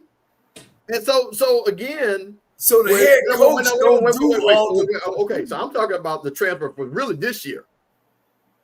I'm talking about the transfer this year, where really it's showing it. Because with that being said, the transfers last year, Richardson and the team we had, we still went 7-5. But the problem with that was there was no offensive play. That's why Coach Henry had to get fired. Hey, guys, can y'all hear me? Yeah, we hear you. All right, caller with the last 4, 5240. You're live on HBCU Coaches Corner.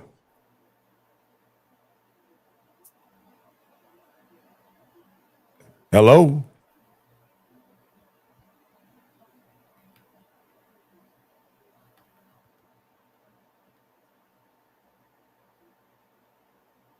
I mean, I don't hear no sound coming out of it. Caller, you're live on HBCU Coaches Corner. Caller with the last 40527. But that phone line whipping everybody up now. Hold on. Let me What is Hello? Oh yeah, there you go. Can you hear me? Hello? Can you hear me? Yeah, we can hear you. Hello? Hello, we can hear you. Yeah, can you hear me through the phone? Can you hear me? Yeah, I hear you just fine, brother. Can you hear me? Yes, we can hear you. Can you hear me? Yes. Yeah. Phones ain't working right. Rock, next time we might just drop the stream y'all link and let folks just hit the link. Oh, okay. Yeah, Here you go. Did someone pull me up? Can you hear me? That's what I'm asking. Can you hear me? I see myself going out to the stream and everything. Can you hear me? Can you hear me? Hello?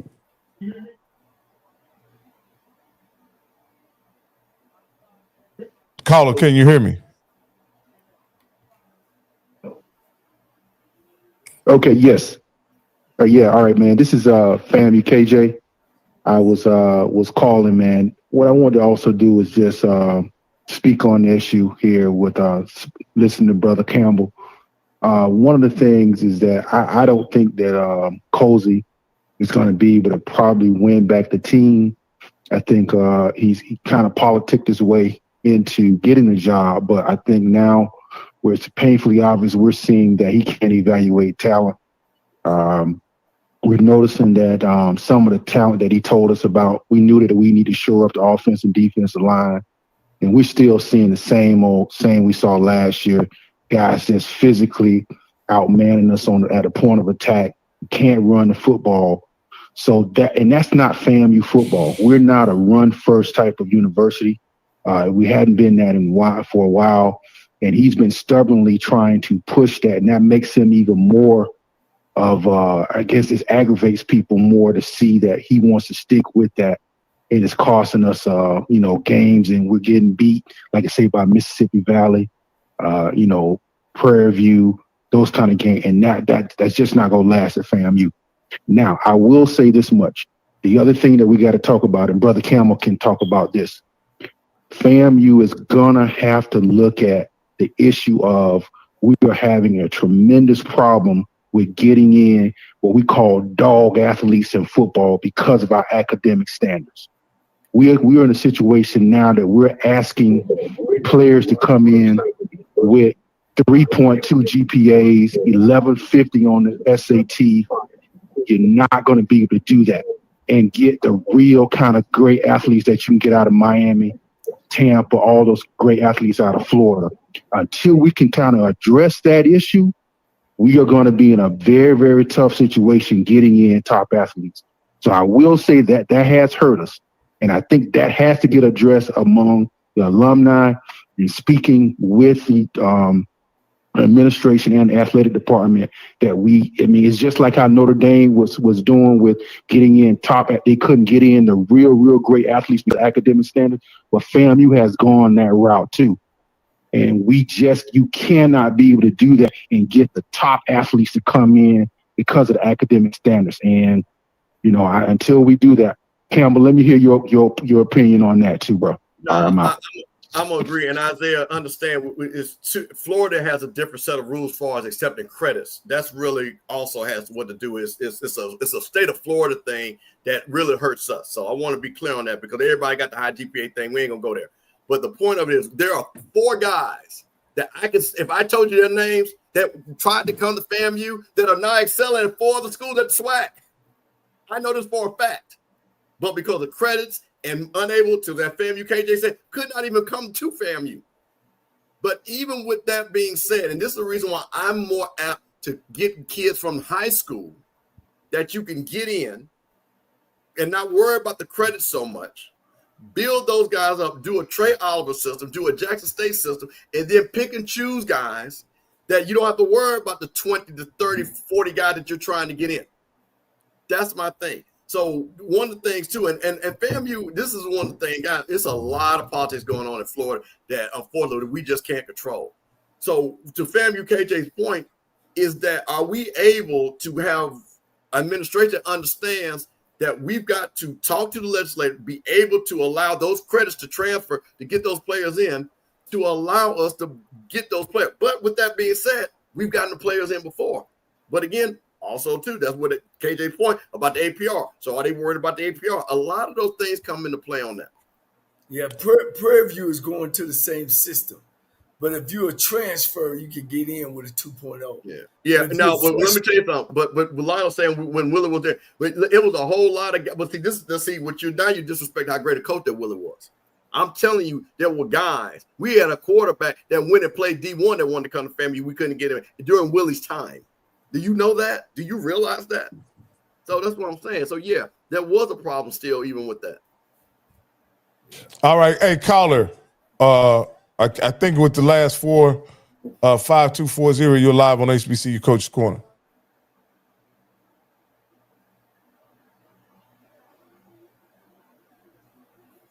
All right. Caller 0527. Do you have anything you'd like to add to the conversation?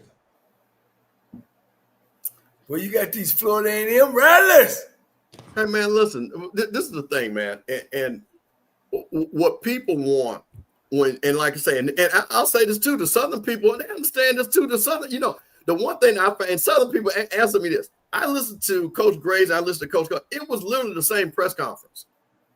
It was literally the same press conference. We didn't execute. We didn't do this. We practiced hard. We got to go back to coach better, blah, blah, blah, blah, blah. We got it. Now it's time to execute. You're at Southern University. You're at Florida A&M University. You cannot sit back there and be able to get the players that Southern's able to get, that FAMU's able to get, not be able to execute. Because then it comes back to the coaching. Coach Coley said that, hey, he's going to be in the field house all night.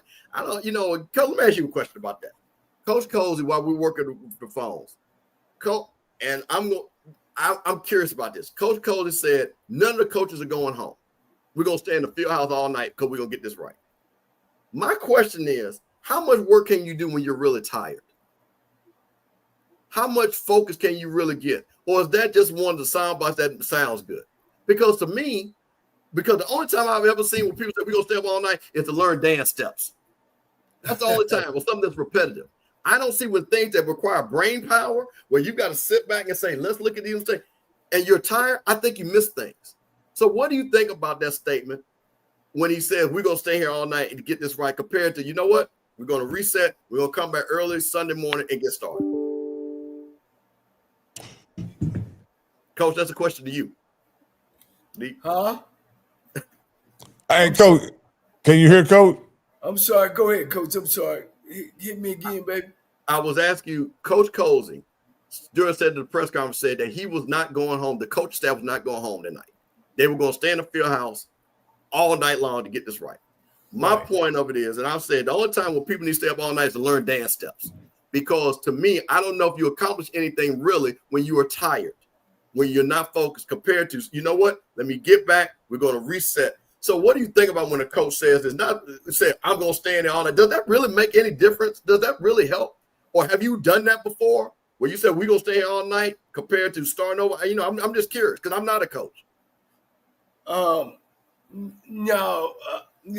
me, and probably what he's talking about is it's about personnel. It's about putting the right people on the floor or on the field. And you got some time to get in that room and really go at it. I think as a head coach, you got to know your program. You got to know that's why they give you the job head coach. And sometimes head coaches give their assistants too much freedom or don't want to hurt their feelings when it comes to say, hey, man, I'm stepping in. This is who I want on the football field. And some head coaches, what was Bubba McDowell saying last year? What was one of the key things he kept saying, Rocky? We're not playing the right guys. We're not playing the right guys. I just spoke to him 2 days ago, and he said, Coach, you told me. I said, man, that's why they named you head coach. You got to know everything about the program. And if you're going to go out and you're going to lose, you're going to go out and put the right people in. So the only thing that I see, Coach, is that they had a personnel meeting, a knockdown personnel meeting of who need to be on the football field.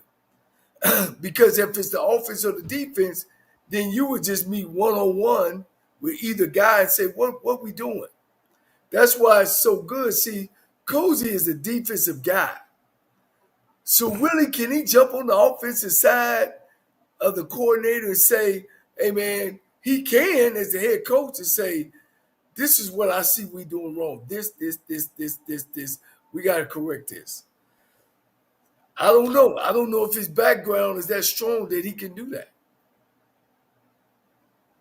Well, Coach, the rumor No. is So the room. the answer is no. You don't have to stay in that office all night. Yeah, I just every time I hear that, I cringe because it's very rare to see anything come out of that. It's just like we're gonna stay in there all night, and I've just found a clear head makes quality decisions. That's just my thing. Right. Hey guys, I put the link in the chat. We can give you about 3 minutes if you want to jump on and say something, and then because we're not gonna stay here all night either. If you want to jump on and say something, I shut the phone lines down. If you want to jump on and say something, let me address something too that I thought that has been on. go ahead. That I want to talk about the FAMU game and Mississippi Valley being moved and things like that. People are criticizing the Valley to a point. They got a new AD, but I want to say so because I kind of know some of this. Mississippi Valley was promised a lot of things, and they really wanted to make that work. But one of the things I think when you see a great Al Wash, the biggest mistake, and I found this out, these were the same promoters that tried to do the Southern Bethune-Cookman game that couldn't pull it off. And my thing has always been, if somebody's going to do something, have you done it before? And that was the biggest mistake that I think that happened to Mississippi Valley. Because, of course, for them, business-wise, they were going to make more money playing in Atlanta. So I just wanted for people to understand the purpose of why Mississippi Valley tried to do it. It was on the promoters. They did not execute. FAMU was ready to go. Mississippi Valley was ready to go. It was promoters that clearly did not have the experience like an Al Wash to produce a game of this magnitude at such a short. First, you just can't produce a game in under 60 days. You just can't do that. Hell, I've thrown parties and it take me longer time than that. So, again, I saw a lot of criticism about Mississippi Valley and things like that. But again, it's more on the promoters, and that promoter, whatever his name is, needs to be called out because he put that school in a very bad position, and that's not right. I agree with you, Mr. Campbell. What you got, Lionel? Yeah, I just want to call in and say, don't let bad coaching take y'all away from the fact that Prairie View is 2-0 in the SWAC. Okay, don't let bad coaching decisions at Mississippi Valley and Texas Southern and FAMU. Listen, hey, y'all are distracted. Prairie View is 2-0 in the SWAC. Okay, on the way to 3-0. That's all. That's all I was calling to tell you. I don't want that to get lost and missed all this bad coaching. So, Lana, I want to ask you something. Y'all still have Southern to go, correct? Yes. All right. You still have Alabama State to go. Is that correct? Yes, sir. And Alabama A&M. Right? Mm-hmm. How do you think y'all are fair in those games? I think we'll be fine in all three of those games, Have y'all played a team yet as talented or as good as those three teams? I don't outside of Alabama State, I don't really look at Alabama A&M on the offensive side. I think is going to be great. That's a great challenge, right? That's going to be a great opportunity for the defense to get tested. I don't really look at Southern necessarily as. I think Southern. I mean, to me, I think Southern and Alcorn are very similar. I don't necessarily look at Southern as necessarily great per se, right? I think they've been having struggles on defense. And they still trying my question is, have y'all beat a better team than Southern, Alabama A&M, or Alabama State? Oh, yeah, definitely. Yeah. Which team is better? Well, I think UTRGV will definitely be Southern. Y'all didn't beat them though. What have y'all have y'all beat a better team? Yeah, I think Texas Southern still. I would still choose Texas Southern right now over Southern. I think that would be a close game. Alabama A&M and Texas Southern as well. What have you seen on tape that would explain your rationale of thinking that Texas Southern is better than Southern? No, I think defensively would keep them in the game. That's the thing with Texas Southern, right? Now I think that KJ Cooper has been just average, right? You know what I mean? Which was what I said earlier before in the year was he only played half a game. I mean, 3/4 of a game. So we really didn't know if he really was a great quarterback yet. And I think he's just showing he's kind of a little below average, right? I think they just gotta establish their identity. Last year they established the identity on the ground, and it seems like they haven't been able to establish that this year, right? If they can do that over the next few games and get rolling, right? I mean, end of the day, they 1-1 in the SWAC right now, so they still got a chance to still get rolling if they can establish their identity on the ground. I think their defense is played well enough to keep them in games, and then they have on special teams, right? They got guys that really can change the game for them if they can get their hands on the ball, right, in the kickoff game and in the punt game. So I mean, I don't think Alabama A&M is anything special that I look at that and say, well, I mean, Texas Southern got no chance in that game, right? So I think Alabama State is the team in those three that you named that's like, okay, I see Alabama State as the team that's really a challenge. But the other two teams you naming to me hasn't really shown anything special. This is what I was saying. If you had asked me last week who was the better team, Southern or Texas Southern, I probably would have said Texas Southern is the better team. But considering how they struggled against Valley, right, and considering how Southern really handled Valley very well, and if it were not for some miscues by Southern, would have been a huge blowout in that game. I just think Southern, in my opinion, Southern is a pretty talented team.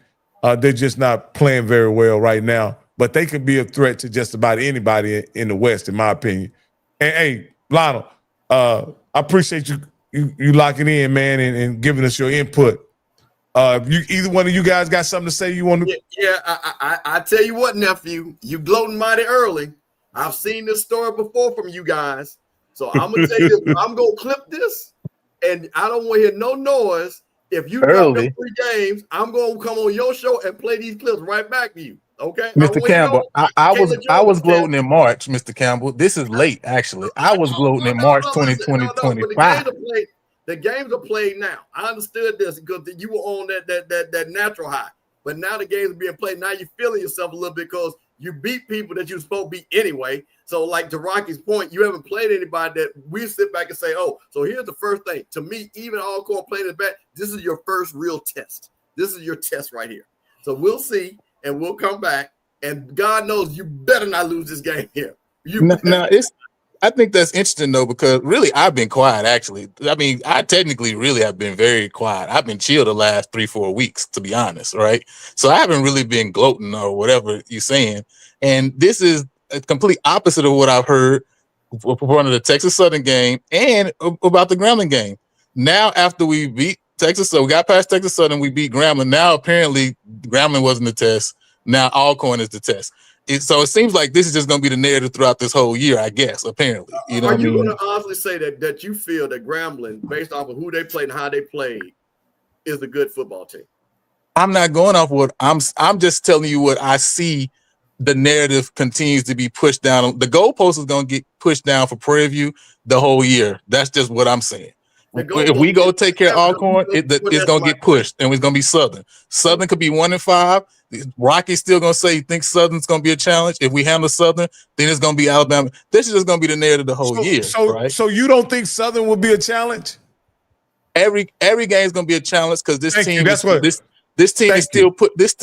is still getting their whole foot in there. They still ain't playing no complete game. Period. Point blank. Right. So right there. Go ahead. Southern won't be a challenge for Prairie View. It won't be a challenge. He came on. He talking about I haven't been glow, but then he comes on here to glow. I like that. You see how he did that? I didn't even glow. I did not gloat. No, I'm saying it. Southern will not be a challenge for well. So I'll even ask you, Coach Cole, as we're talking about Prairie View. I have been impressed with the operation of Prairie View. I've been kind of underwhelmed when you're talking about impact players and talent. I don't see that kind of overwhelming talent on the field. What do you see, Coach? You know how I feel. A program beats talent every time. Prairie View has a program of how they go about their business, how they treat their players, how the athletic director and the head footballers go together. Coach, guys, and you appreciate this, Bishop. I'm sitting in, we eating breakfast, Rocky. Football team down, football coaches, we down, we eating breakfast. They bring another 25 people. I said, Jack, who are all these people?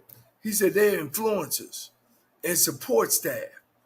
Coach, they got over 25 influencers and support staff, not trainers, not equipment managers, support staff, Coach. AD Golf got that thing going, man. I mean, it's a machine, guys. It's a machine, man. You ever heard of something like that? I said, influencers. They said, yeah, they're in social media.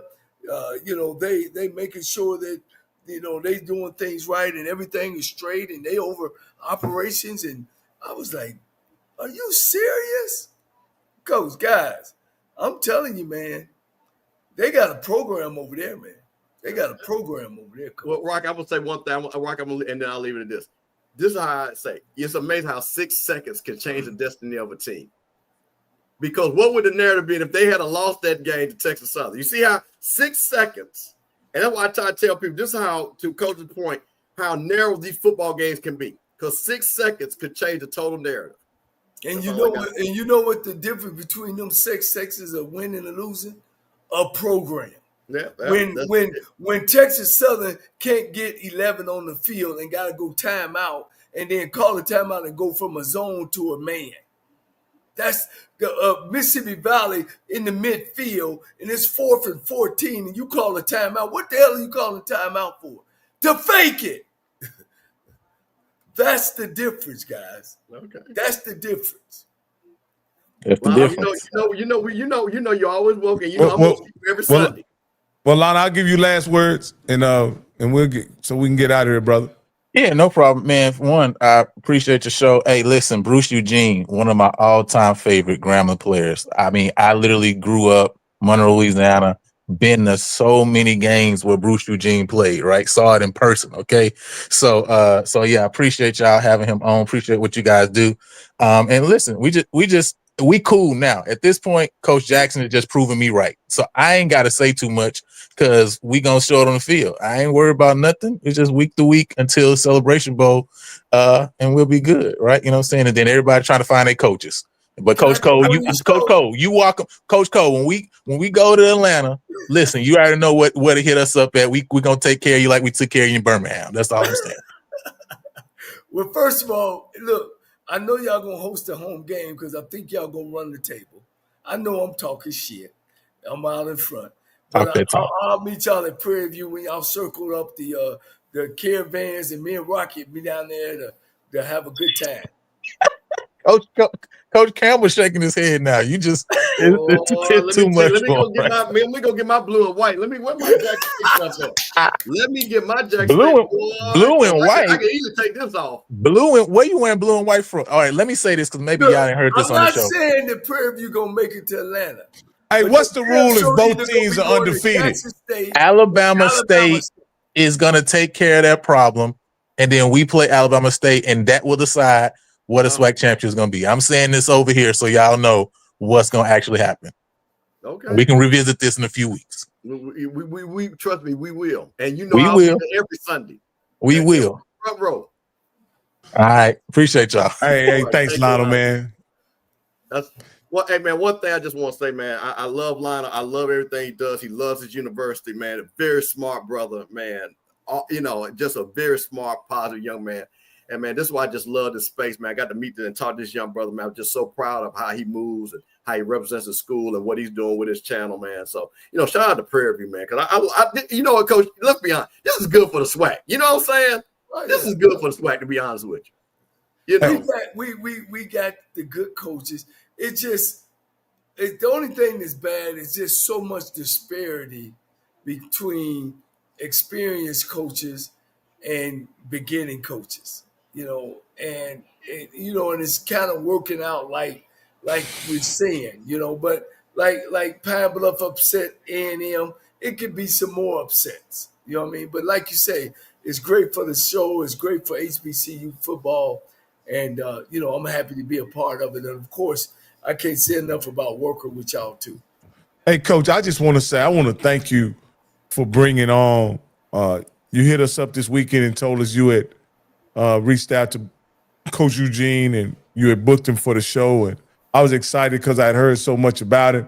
And I'll say this: if you don't have it, if you haven't, I know this has been a long show, and you guys may not have come in to see the first part of the show where we were interviewing Coach Eugene. I suggest everybody, Coach, to go back from the very beginning of this live and go out and listen to Coach Eugene, and I think anybody related to HBCU football and the SWAC would be extremely proud of the man and coach that Coach Eugene is. And he has openly shared his interest in wanting to coach in this conference. He seems like a brilliant coach, a real passionate man about football and coaching. And it was a real treat for me, Coach, to sit and listen to you guys chop it up about the SWAC and all the experiences you guys have had in coaching, and even you coaching against it. Oh man, I tell you what, man. Not only was he a great player, he's a great. I'm gonna call him a kid because he's younger than me, but we need these guys back in the conference, Bishop. Bishop, I mean, Rocky, how can we talk about the past and the stuff that Bishop bring to us? We wouldn't be HBCU Coaches Corner without the Bishop. You know what I'm saying? Because of his experience and his love for black college football. That's what we miss from these guys outside. You know, I'm a northerner guy. You know, I'm not a southerner guy per se. But Texas Southern gave me an opportunity, man, that I wouldn't have got from nowhere. And I love Texas Southern University. I love HBCU football. I love HBCU, everything about it, man. And I'm on that. You know, I'm for that. I stand 10 toes down for HBCU football and black college in the opportunity that it gives all of us. You know what I mean? And I don't look down. I don't think I got a friend now played up at Rhode Island. Every time he called me on the phone and started telling me about Rhode Island, he's ranked number 5th, I tell him, man, you know I don't care about that kind of football, man. Look, I got the SWAC to worry about, man. Look, y'all talk that because I don't know the coach, I don't know one player, and I don't really care. But I do care about HBCU football, you know, HBCU sports, period. You know, and we'll do better about getting other sports on the show. But right now, hey, man, it's football time in America. Hey, Coach, I asked for Coach Bruce Eugene, and you brought him on. And I just want to say thank you, Coach. I appreciate it. Hey, and by the way, Coach Eugene is in Georgia. He's coaching in Georgia. He's not coaching in. Let me say something that's very important. I don't think you understand how important what happened for Coach Bruce Eugene tonight. Yeah. Because there were a lot of people that are going to say, because see, this is the thing about it. I go back to my point. There's a lot of people that don't know who Bruce Eugene is. Okay. Do you realize that he had a 2-hour job interview? That if anybody as an AD who we know watch these shows, now they're gonna say, wait a minute now. I might need to talk to this guy. You got coaches that, to your point, that have struggling quarterbacks, which is most of the SWAC, that say, you know what? I'm just saying, I'm not gonna say no names, but maybe if you think about it, like you talking about saving jobs, sometimes a coordinator can save your job. If you don't believe it, look at what Malzahn did for the guy that was down in Auburn that wasn't a real good coach. Gus Malzahn won that when Cam Newton won that national championship. His offense, it was the coordinators. His 2 coordinators won that, not the head coach. So my point of it is what Bruce Eugene did, I think, was such a service to him. The intelligence, the knowledge, the passion, the ability to recruit, and to show you that he wants to be here. I think that is the most important thing that happened tonight. Absolutely, guys. Hey, man. Hey, this was another tremendous show. Like I say, if you guys didn't catch Bruce Eugene, you certainly can just rewind this and catch it at your convenience. I'm gonna go down, Coach. If you don't have any, Campbell, you can finish this out. But if not, Coach Ken, you got anything to say? Anything left, Campbell? Hey, man, thank God for sometimes babies and fools get lucky. So you know what? We got lucky. We're going to need this. I hope Coach Coles and for the coaches to reset because they got a big game against Central. That's going to be their season to determine what they're going to do for the rest of the season. So I wish Coach them well, prepare for that game. Yeah. Well, great time, man. It's a great time. Always a great time to be in America. I used to always tell everybody when they talked about America, America is the greatest country in the world. And I really still think that way. Man, we just got to show love and everybody got to continue to pull together, and make sure that you don't get caught up in all this media and all this kind of thing, man.